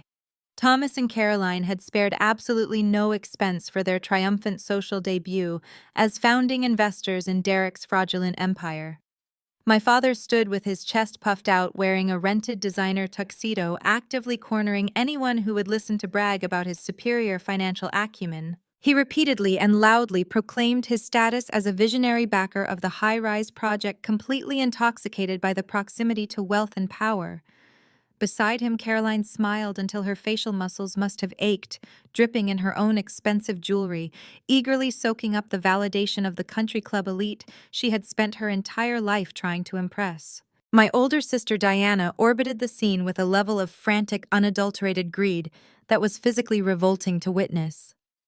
She wore a stunning backless crimson evening gown, her eyes darting constantly around the room to ensure her elite neighbors were witnessing her elevated social status. She aggressively inserted herself into every photograph being taken of Derek, desperate to cement her visual association with the man she believed would make her incredibly rich. She laughed too loudly, drank too fast, and boasted continuously about the vacation home she planned to purchase by the end of the fiscal quarter. She had absolutely no remorse for secretly draining the joint savings accounts and education funds she shared with her husband to double her illegal investment. Shortly after the main reception began, the heavy brass doors of the venue opened to admit Jamal. My African-American brother-in-law arrived directly from his grueling shift at the hospital, still wearing his tailored charcoal suit, looking completely exhausted but professionally polished. He navigated the crowded room with his usual quiet dignity, a highly respected surgeon stepping into a den of absolute vipers. He politely greeted Thomas and Caroline before finding his wife near the champagne tower. Jamal remained entirely tragically unaware of the devastating financial deceit his wife had committed against him. He stood beside Diana, sipping a glass of sparkling water, offering polite, tired smiles to the surrounding investors, completely oblivious to the fact that the woman linking her arm through his had just gambled away his entire financial future on a massive criminal enterprise. The ambient noise in the grand ballroom reached a deafening crescendo as the evening progressed. Derek continued to check his expensive luxury watch, his eyes darting eagerly toward the main entrance, desperately waiting for the arrival of the billionaire who would solidify his fraudulent empire. The string quartet playing on the elevated mezzanine filled the cavernous space with lively classical music. The atmosphere was incredibly dense, with the toxic combination of stolen money, shattered loyalty, and absolute blind arrogance. Everyone in my biological family was perfectly positioned exactly where I needed them to be, deeply entrenched in their own vanity, entirely exposed on the grandest public stage imaginable. Then the atmosphere outside the venue abruptly and violently shifted. The lively chatter near the entrance suddenly faltered, replaced by a ripple of intense, palpable curiosity that spread rapidly through the dense crowd. The flashing lights of the local press cameras on the red carpet multiplied exponentially, creating a blinding wave of frantic illumination. Through the massive glass walls of the atrium, the attendees witnessed a truly staggering display of corporate power descending upon the venue. A heavily armored fleet of menacing, matte black sport utility vehicles pulled up to the curb in perfect synchronized precision. They instantly secured the entire perimeter of the red carpet, their heavily tinted windows and reinforced chassis projecting an aura of absolute uncompromising intimidation. Right in the center of this imposing federal barricade, a massive gleaming signature black limousine glided to a smooth, silent halt. The sheer scale and elite custom design of the vehicle commanded immediate breathless respect from everyone watching through the glass. The string quartet on the mezzanine faltered their lively music, trailing off into a confused, discordant silence. The deafening hum of the gala plummeted into a dead, anticipating hush. Every single person in the grand ballroom, from the wealthiest investors to the catering staff, turned their complete, undivided attention toward the main entrance doors. Derek straightened his posture instantly, abandoning the group of socialites he had been entertaining. His eyes widened with sheer, unadulterated ecstasy, assuming the billionaire savior of his real estate fund had finally arrived to publicly hand him $50 million. He quickly smoothed down his tuxedo jacket, gesturing frantically for Amber, Thomas, Caroline, and Diana to gather closely behind him. They quickly formed a unified, pathetic welcoming committee, their faces plastered with desperate, greedy smiles, absolutely eager to grovel at the feet of the tycoon, who was about to make them unfathomably rich. The heavy glass doors of the venue were pulled open by the imposing security personnel. The flashing camera bulbs reached a blinding frenzy. Elias Thorne stepped out of the limousine and walked onto the red carpet. He was an absolute vision of ruthless corporate dominance, wearing a devastatingly sharp, custom-tailored black suit. He carried himself with the heavy, unshakable gravity of a man who commanded a multi-billion-dollar global empire. A collective gasp of awe rippled through the grand ballroom as the city elite recognized the legendary real estate tycoon gracing their presence. Derek took a confident, eager step forward, his hand already extended in a welcoming greeting, a triumphant smile stretching across his face. But the cameras, the crowd, and the blinding lights quickly shifted their focus away from the powerful billionaire. Elias Thorne paused just inside the doorway, stepping slightly to the side to make room for the person walking purposefully beside him. I stepped out of the shadows and directly into the brilliant flashing lights of the grand ballroom. The collective reaction from my family and my abusive ex-husband was absolutely instantaneous and entirely catastrophic. I was completely fundamentally transformed from the exhausted, broken, shivering woman they had banished to a freezing concrete basement. I wore a razor-sharp, impeccably tailored designer power suit in a striking shade of deep crimson. The immaculate cut of the fabric projected absolute, uncompromising authority. My hair was styled in sleek, perfect waves, and my makeup was flawless, highlighting the cold, predatory calculation in my eyes. I wore a pair of towering black stiletto heels that clicked against the polished marble floor with the heavy, rhythmic finality of a ticking clock. I exuded a level of supreme, terrifying confidence that immediately paralyzed everyone standing in my path. I did not look like a struggling single mother crushed by medical debt. I looked like the absolute apex predator of the financial sector, walking shoulder to shoulder with one of the most powerful billionaires on the planet. Derek's extended hand dropped limply to his side. The triumphant, arrogant smile completely vanished from his face, replaced instantly by a mask of sheer, unadulterated horror. All the blood drained rapidly from his cheeks, leaving him looking like a terrified ghost trapped under the venue lights. Amber let out a sharp, audible gasp, taking a stumbling step backward, her hands flying up to cover her mouth in pure, unbridled shock. Behind them, my biological family completely shattered. Thomas staggered backward, his mouth hanging wide open in utter disbelief, his eyes darting frantically between me and the imposing billionaire at my side. Caroline's pristine social smile evaporated, her knees physically buckling as she gripped her husband's arm to keep from collapsing onto the marble floor. Diana simply froze in place, her greedy anticipation transforming instantly into a look of absolute paralyzing dread. Even Jamal, standing quietly behind his wife, raised his eyebrows in profound silent shock, completely unable to process the magnificent, terrifying evolution of his sister-in-law. I kept my posture rigid, my expression a wall of cold, unyielding ice. I did not offer them a single smile of recognition. I did not look away from their horrified faces.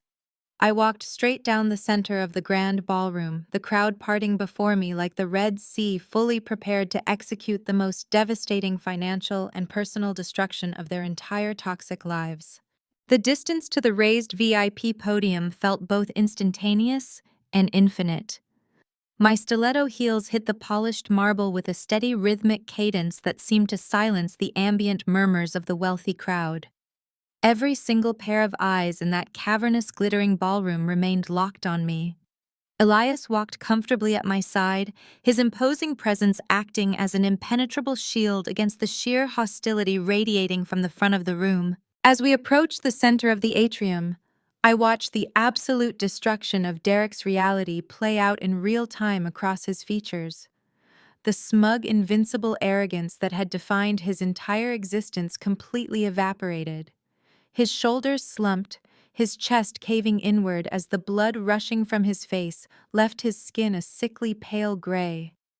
He looked entirely pathetic, stripped of his stolen power and reduced to a terrified man caught in the blinding glare of his own inescapable consequences. Beside him, Amber was physically trembling. She clutched her stolen diamond necklace, her eyes wide with animalistic panic, completely unable to process how the broken woman she had poured red wine over just 2 nights ago was now orchestrating her spectacular downfall. Behind the criminal couple, my biological family remained frozen in a state of catastrophic shock. Thomas looked as though he had stopped breathing entirely, his hands gripping the edge of a cocktail table so tightly his knuckles were white. Caroline swayed slightly on her feet, her desperate status-obsessed mind completely short-circuiting as she realized her banished daughter was arriving as an elite executive. Diana stared at me with pure, unadulterated terror, perhaps finally understanding that the financial web she had secretly woven was about to unravel. Jamal stood slightly behind Diana, his stoic expression giving way to profound realization as he finally comprehended the magnitude of the deceit. Elias did not acknowledge my family or Derek with even a fraction of a glance. He moved with the smooth, lethal grace of a corporate titan, leading me directly past their paralyzed formation and stepping gracefully onto the raised VIP podium. The massive digital screens behind us displayed the sleek, imposing logo of Derek's fraudulent real estate firm, bathing the stage in a crisp blue light. The local press cameras swiveled immediately, their lenses tracking Elias as he reached for the microphone resting on the central lucite stand. A profound, expectant silence fell over the sprawling room. The city elite, the wealthy investors, and the eager politicians all held their breath, completely anticipating a triumphant speech about a $50 million capital injection. Elias commanded the room with absolute authority. He addressed the eager crowd, his resonant voice filling the cavernous space. He formally thanked everyone for attending the launch of this highly anticipated commercial development. He then stated that Thorn Holdings had indeed reviewed the extensive portfolio provided by the host. However, he declared that before a single cent of his $50 million investment was transferred into the project accounts, his corporation required absolute financial transparency. He announced to the silent room that Thorn Holdings operated under the strictest ethical guidelines, and as such, his chief auditor had prepared a comprehensive presentation regarding the underlying fiscal architecture of the entire development. He emphasized that corporate integrity was non-negotiable, reminding the audience that a solid foundation required relentless verification. The atmosphere shifted from celebratory anticipation to nervous curiosity as guests leaned forward eager to see the results. With a respectful gesture, Elias stepped back from the lucite stand and formally handed the floor over to me. I stepped up to the microphone, feeling the collective weight of 1,000 expectant stares. I did not look at the crowd. I looked directly down at Derek, making sure he saw the absolute lack of mercy in my eyes. I retrieved the encrypted tablet from my leather briefcase and connected the display cable to the podium terminal. Instantly, the massive digital screens towering behind me flickered. Derek's arrogant corporate logo vanished, replaced instantly by the stark, clinical dashboard of my forensic auditing software. I addressed the sprawling room, projecting a calm, razor-sharp authority. I explained that an accurate evaluation of any commercial enterprise must always begin at its foundation, tracing the very first dollar of seed money that launched the venture. With a quick tap on my screen, I projected legal documents for everyone to see. I displayed the original deed to the suburban home I had purchased years ago, followed immediately by the fraudulent power of attorney document. I meticulously pointed out the blatant inconsistencies in the forged signature, highlighting the exact date and time the transfer was illegally executed. I zoomed in on the notary seal, demonstrating clearly how the required identification checks had been entirely circumvented. I detailed how the funds were swiftly moved into a temporary holding account before being weaponized to build this very illusion. I informed the horrified audience that the initial capital used to establish this purportedly elite brokerage was stolen entirely from a recovering mother while she lay incapacitated in a maternity ward. The stark contrast between his purported wealth and the heinous reality of his actions was undeniably clear. I watched the realization ripple through the crowd as wealthy investors began murmuring in disturbed, urgent whispers. Derek took a desperate step forward, his mouth opening and closing as he searched frantically for a way to stop the presentation. But the sheer momentum of the exposure had already pinned him to the floor. I did not give him a single second to recover. I swiped across my tablet, shifting the massive projection to display a complex, sprawling web of international financial routing numbers. I methodically walked the audience of elite investors through the intricate network of offshore shell companies Derek had established to hide his corporate liabilities. I utilized dynamic graphs to demonstrate how the highly touted commercial properties Derek claimed to own were actually just cheap, vacant leases artificially inflated to project a mirage of massive corporate growth. The murmurs in the grand ballroom rapidly escalated into a rising tide of genuine alarm. I then turned my focus directly to the specific investor deposits, pulling up the precise time-stamped wire transfers executed by the people standing right in the front row. I highlighted the massive influx of capital from Thomas and Caroline, alongside the secret drain joint savings accounts provided by Diana. With clinical precision, I traced those exact investor funds as they flowed through the offshore accounts and landed directly into personal expense ledgers. I projected the finalized real estate deed for a multi-million-dollar beachfront villa, clearly showing Amber's name as the sole legal owner. I displayed the exorbitant receipts for the exact diamond jewelry currently resting around Amber's neck, alongside the lease agreements for luxury sports cars. I explicitly stated that every single luxury item paraded before them tonight was financed directly by their stolen retirement funds. The visual evidence was completely irrefutable, painting a devastating picture of systematic embezzlement disguised as high-end corporate development. The grand opening completely shattered. The atmosphere of elite celebration instantly dissolved into absolute, unmitigated chaos. Wealthy investors dropped their champagne flutes, the crystal shattering against the marble floors as they frantically pulled out their phones to check their banking applications. Shouts of outrage and profound panic erupted from the back of the room, rolling forward in a deafening wave of betrayed fury. Thomas and Caroline clutched each other, their faces contorted in sheer agony as the indisputable visual proof of their total financial ruin towered above them on the projection screens. Diana let out a sharp, hysterical sob, realizing her greedy deceit was now public knowledge, and her stolen money was entirely gone.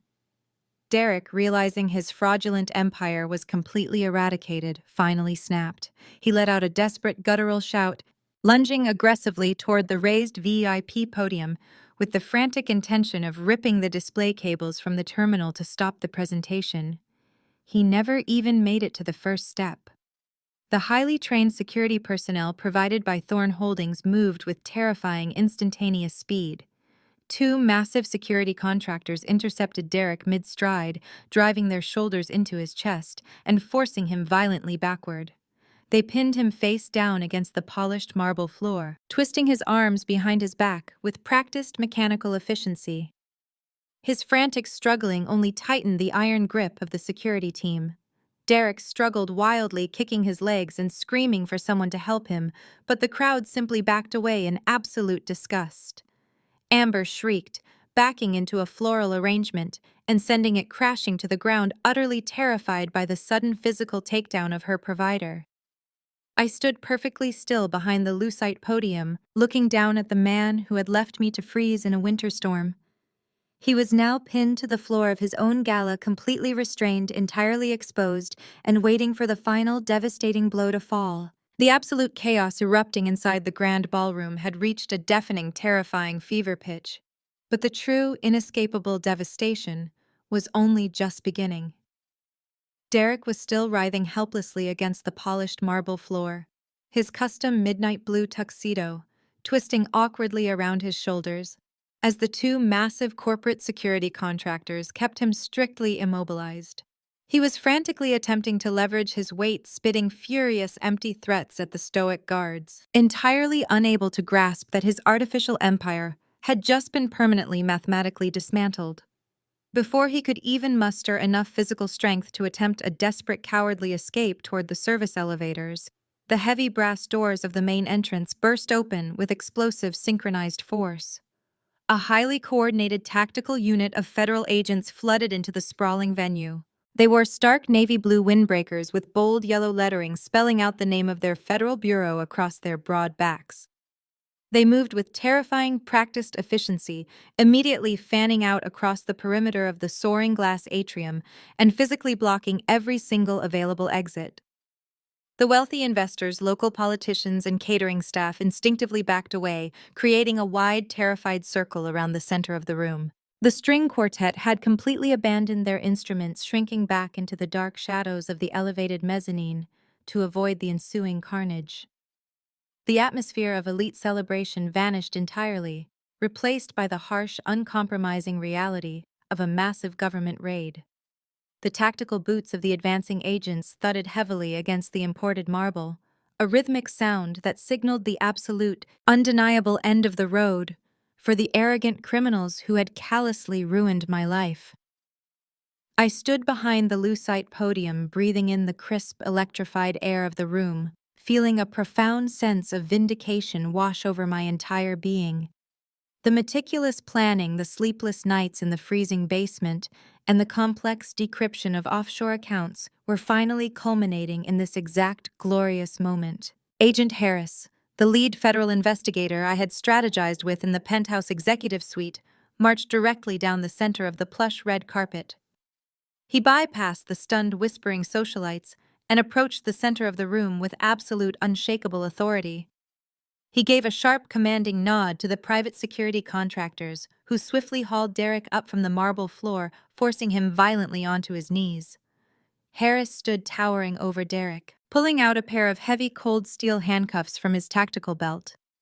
The distinct metallic click of the restraints snapping ruthlessly around Derek's trembling wrists echoed sharply over the stunned silence of the terrified crowd.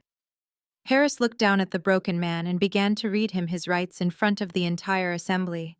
His voice was a booming clinical declaration of justice, explicitly listing the severe federal charges that my meticulous audit had uncovered. He stated clearly that Derek was being placed under immediate arrest for comprehensive wire fraud, international money laundering, and the malicious forgery of real estate documents. The local press cameras, which had been momentarily paralyzed by the sheer magnitude of the unfolding scandal, suddenly erupted into a blinding, relentless frenzy.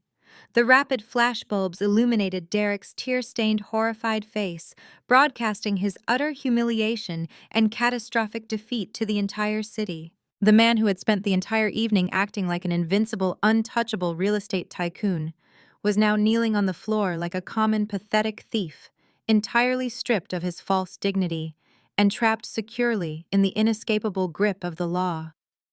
I watched his chest heave with panicked, hyperventilating sobs, completely unmoved by his sudden display of desperate weakness. There was absolutely no room for sympathy in my heart, only the cold, hard satisfaction of balancing the ultimate ledger. Amber quickly realized the inescapable, terrifying reality of the situation rapidly closing in on her. She let out a piercing, hysterical scream, attempting to aggressively shove her way into the dense crowd of retreating investors to somehow escape the secured perimeter.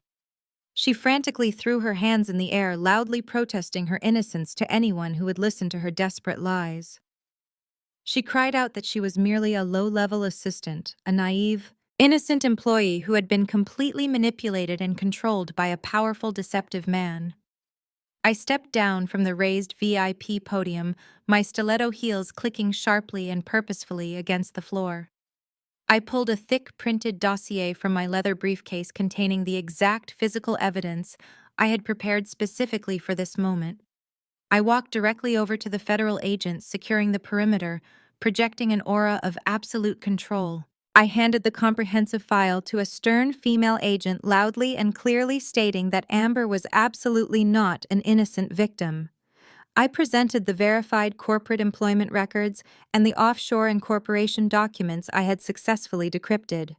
The paperwork proved unequivocally that Amber was legally registered as the sole managing director of 3 distinct fraudulent shell companies used directly to wash the stolen investor capital. I watched as the female agent scanned the documents, her professional expression hardening into absolute disgust at the blatant criminality. She immediately grabbed Amber by the arm, spinning her around and slapping a second pair of steel handcuffs onto her trembling wrists. Amber collapsed into a state of total pathetic hysterics, screaming incoherently as the reality of her impending imprisonment shattered her illusions of wealth. Her metallic silver designer gown tangled awkwardly around her legs as she was dragged forcefully toward the waiting tactical vehicles. Her stolen diamond necklace caught the flashing lights of the press cameras, transforming into a glittering, highly publicized symbol of her monumental greed leading directly to her federal incarceration. She looked back at me one last time, her eyes wide with terror, but I simply turned my head away, completely dismissing her existence. Derek was violently hoisted to his feet by 2 burly federal agents, his designer tuxedo now wrinkled and ruined. He was completely broken, his arrogant, confident posture permanently replaced by the terrified, pathetic slouch of a defeated, ruined criminal facing decades in prison. As the agents marched him toward the main exit, his path led him directly past the exact spot where I was standing. He dug his expensive shoes into the marble, physically fighting the agents just long enough to look me directly in the eye. He looked absolutely destroyed, his face streaked with nervous sweat and desperate, unmanly tears. He desperately begged me to intervene, pleading with me to speak to Elias and call off the federal agents before they placed him in a holding cell.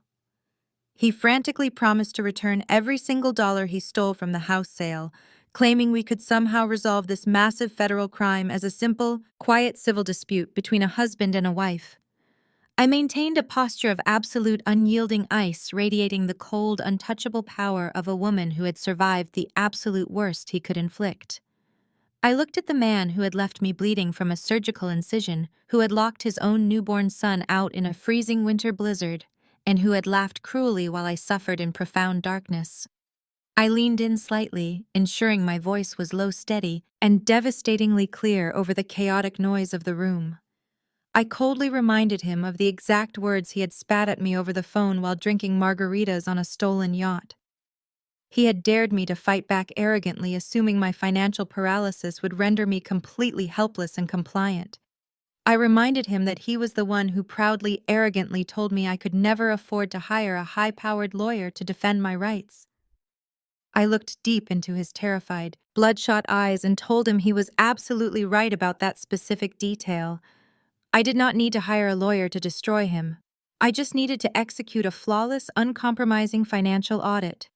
The color completely drained from his face as the sheer brilliance of my retaliation finally clicked in his desperate, scheming mind. He realized in that agonizing second that his own arrogant dismissal of my professional capabilities had been the exact weapon I used to engineer his permanent destruction. He opened his mouth to formulate another pathetic apology, but he had entirely run out of time to manipulate anyone ever again.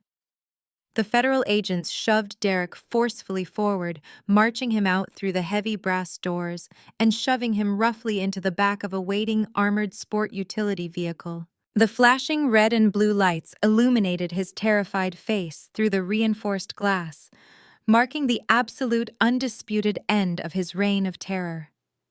The heavy brass doors swung shut behind the agents, sealing his dark fate forever, and leaving me standing triumphantly in the room.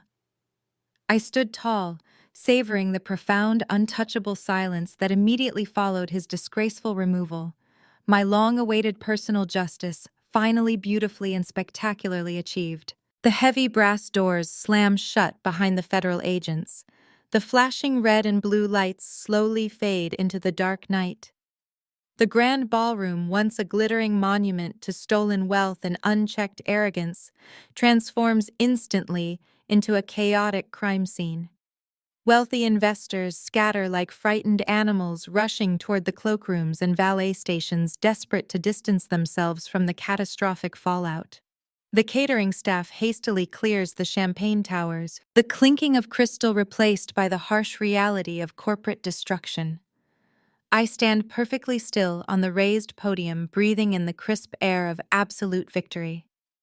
My meticulous financial audit has just dismantled a massive criminal enterprise in front of the city elite.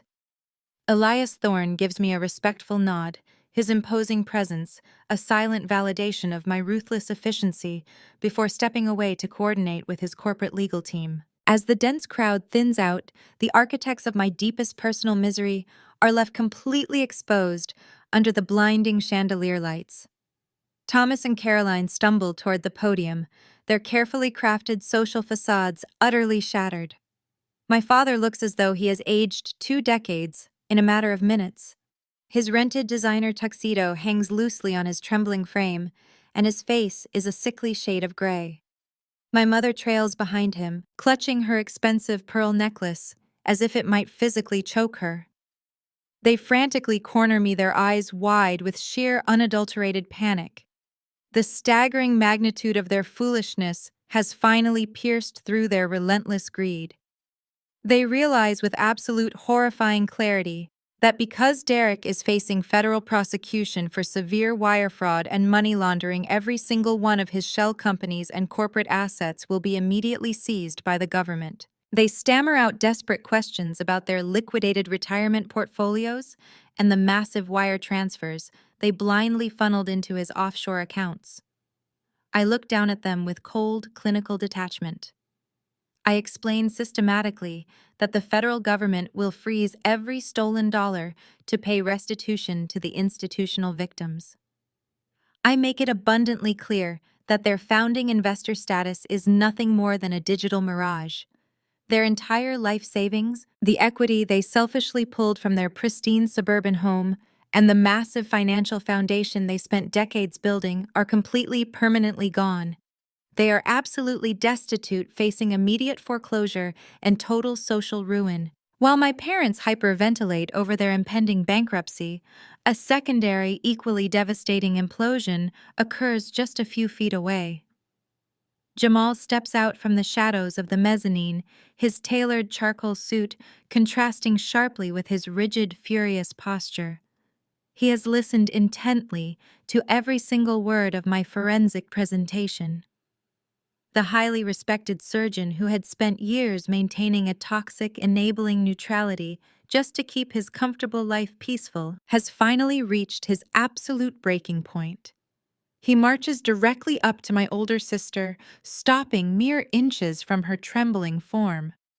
Diana shrinks back, her glamorous crimson evening gown suddenly looking like a ridiculous costume. The smug, arrogant greed that defined her entire existence has completely vanished, replaced by the panicked realization of a cornered thief. Jamal demands absolute, unvarnished transparency regarding their financial accounts. He relentlessly questions her about the specific details I projected on the massive screens during my audit presentation. He forces her to acknowledge the exact routing numbers and the time-stamped wire transfers linked directly to Derek's fraudulent holding companies. Diana attempts to deflect, offering frantic, pathetic excuses about banking errors and temporary liquidity issues. She tries to leverage her usual manipulative tactics, blinking her tear-filled eyes and insisting she was only trying to secure a beautiful vacation home for their family. But her husband refuses to enable her narcissism for a single second longer. He presses her with clinical, surgical precision, demanding to know exactly where their money went. Cornered by undeniable forensic evidence and the overwhelming weight of her own deception, Diana completely breaks down. Her meticulous makeup streaks down her face as she collapses into a state of hysterical, ugly sobbing.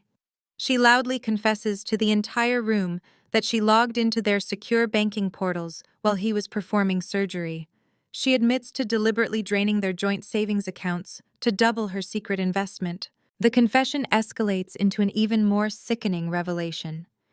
She openly admits to liquidating the dedicated college education funds they had painstakingly established for their own children. She gambled away her family's entire future to chase a non-existent 30% return, blinded by pure toxic avarice. Jamal stares at his wife, his expression shifting from profound shock to absolute unfiltered disgust.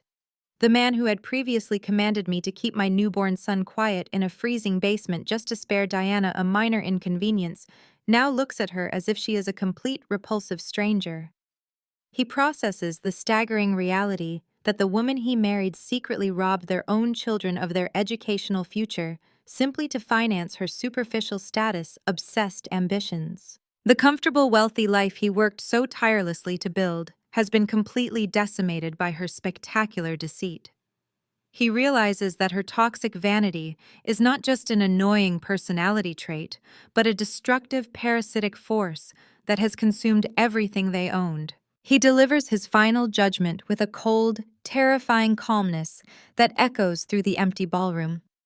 He explicitly states that he can forgive many things in a marriage, but he will absolutely never forgive the malicious theft of his children's future. He informs her that her reckless criminal greed has irrevocably destroyed their partnership.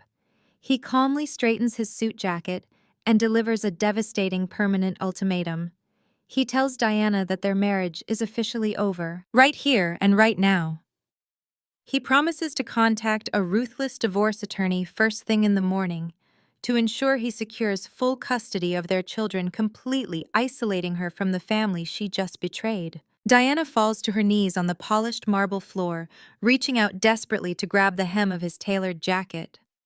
She begs him to reconsider, pleading for forgiveness and promising she can somehow fix the catastrophic financial mess she created. Jamal simply steps backward, refusing to let her toxic hands touch him. He looks at my parents, then at Diana, completely disgusted by the entire treacherous bloodline. Without offering a single backward glance, Jamal turns and walks purposefully toward the main exit doors. He strides out into the crisp evening air, leaving my sister completely alone, absolutely ruined, and drowning in the spectacular consequences of her own monumental betrayal. The sheer finality of Jamal's departure sends a massive, echoing shockwave through the remnants of my biological family.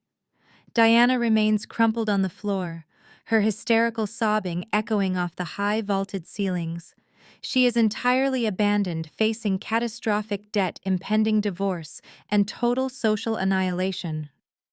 Thomas and Caroline stare at the empty doorway, processing the terrifying reality that they have absolutely no one left to rely on. Their golden child is ruined. Their wealthy son-in-law has vanished. Their chosen real estate prodigy is currently sitting in a federal holding cell. The pristine, superior suburban life they worshipped has been completely mathematically eradicated by their own blind, insatiable greed. In a sudden, desperate pivot, the three of them turn their collective attention back to the VIP podium. They look up at me, their eyes wide with a frantic, pathetic realization. The daughter they had maliciously banished to a damp, freezing basement, the woman they had labeled a complete financial failure, is now standing before them as an elite, high-ranking corporate auditor for a global billionaire. I am the absolute only person left in the room who holds any shred of institutional power. They instantly drop their arrogant pride, scrambling toward the base of the podium like starving scavengers. Thomas completely abandons his patriarchal authority, clasping his hands together in a pathetic begging motion. He pleads with me to leverage my new executive position at Thorn Holdings, to somehow intervene with the federal regulators. Caroline openly weeps, crying out that I must have the administrative clearance to untangle their specific investment funds from the seized assets before the government locks everything down. She desperately reminds me that they are my parents, invoking the very concept of family loyalty they had so callously discarded when they locked me out in a blizzard. Diana crawls forward on the cold marble, burying her tear-stained face into her hands. She begs me to float her a massive corporate loan to hire a ruthless divorce attorney and save her from total destitution. They surround the podium, weeping loudly and pleading frantically for a massive financial bailout, demanding that I use my supreme corporate leverage to save their home and their pathetic ruined lives. I simply look down at the three people who systematically tried to destroy me. I feel absolutely no pity or remorse as they finally face their own irreversible actions.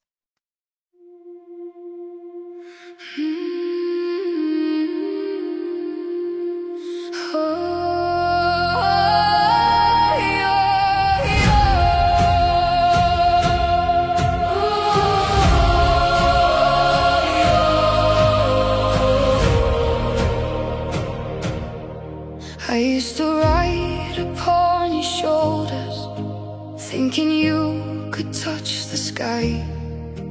Every road felt less uncertain when I saw the world through your eyes.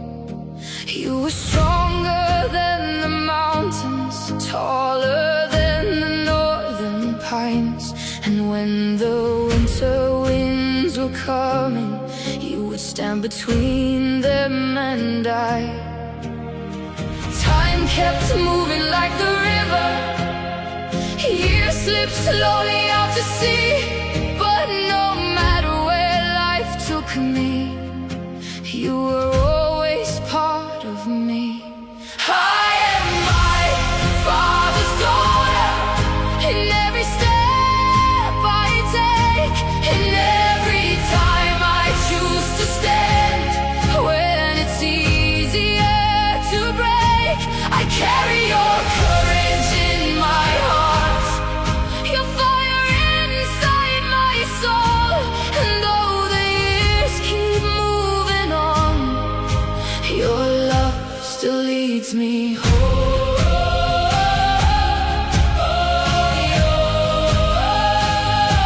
You taught me strength is not in power, but in kindness when it's hard. You taught me how to keep on going when the road grows cold and dark. Every lesson, every story, every laugh around the flame lies within me like an echo, calling softly through my name. And when I face my greatest battles, when I feel I can't go on, I can hear your voice beside me saying, child, you're stronger than you know.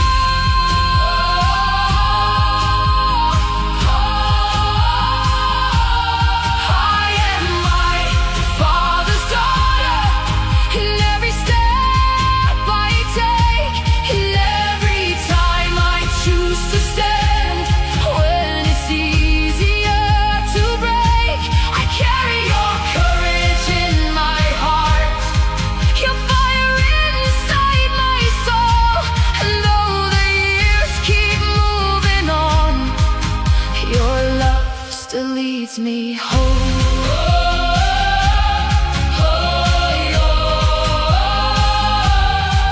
One day the snow will cover footprints, one day the fire will burn low. But the things a father gives his daughter are the things that never go.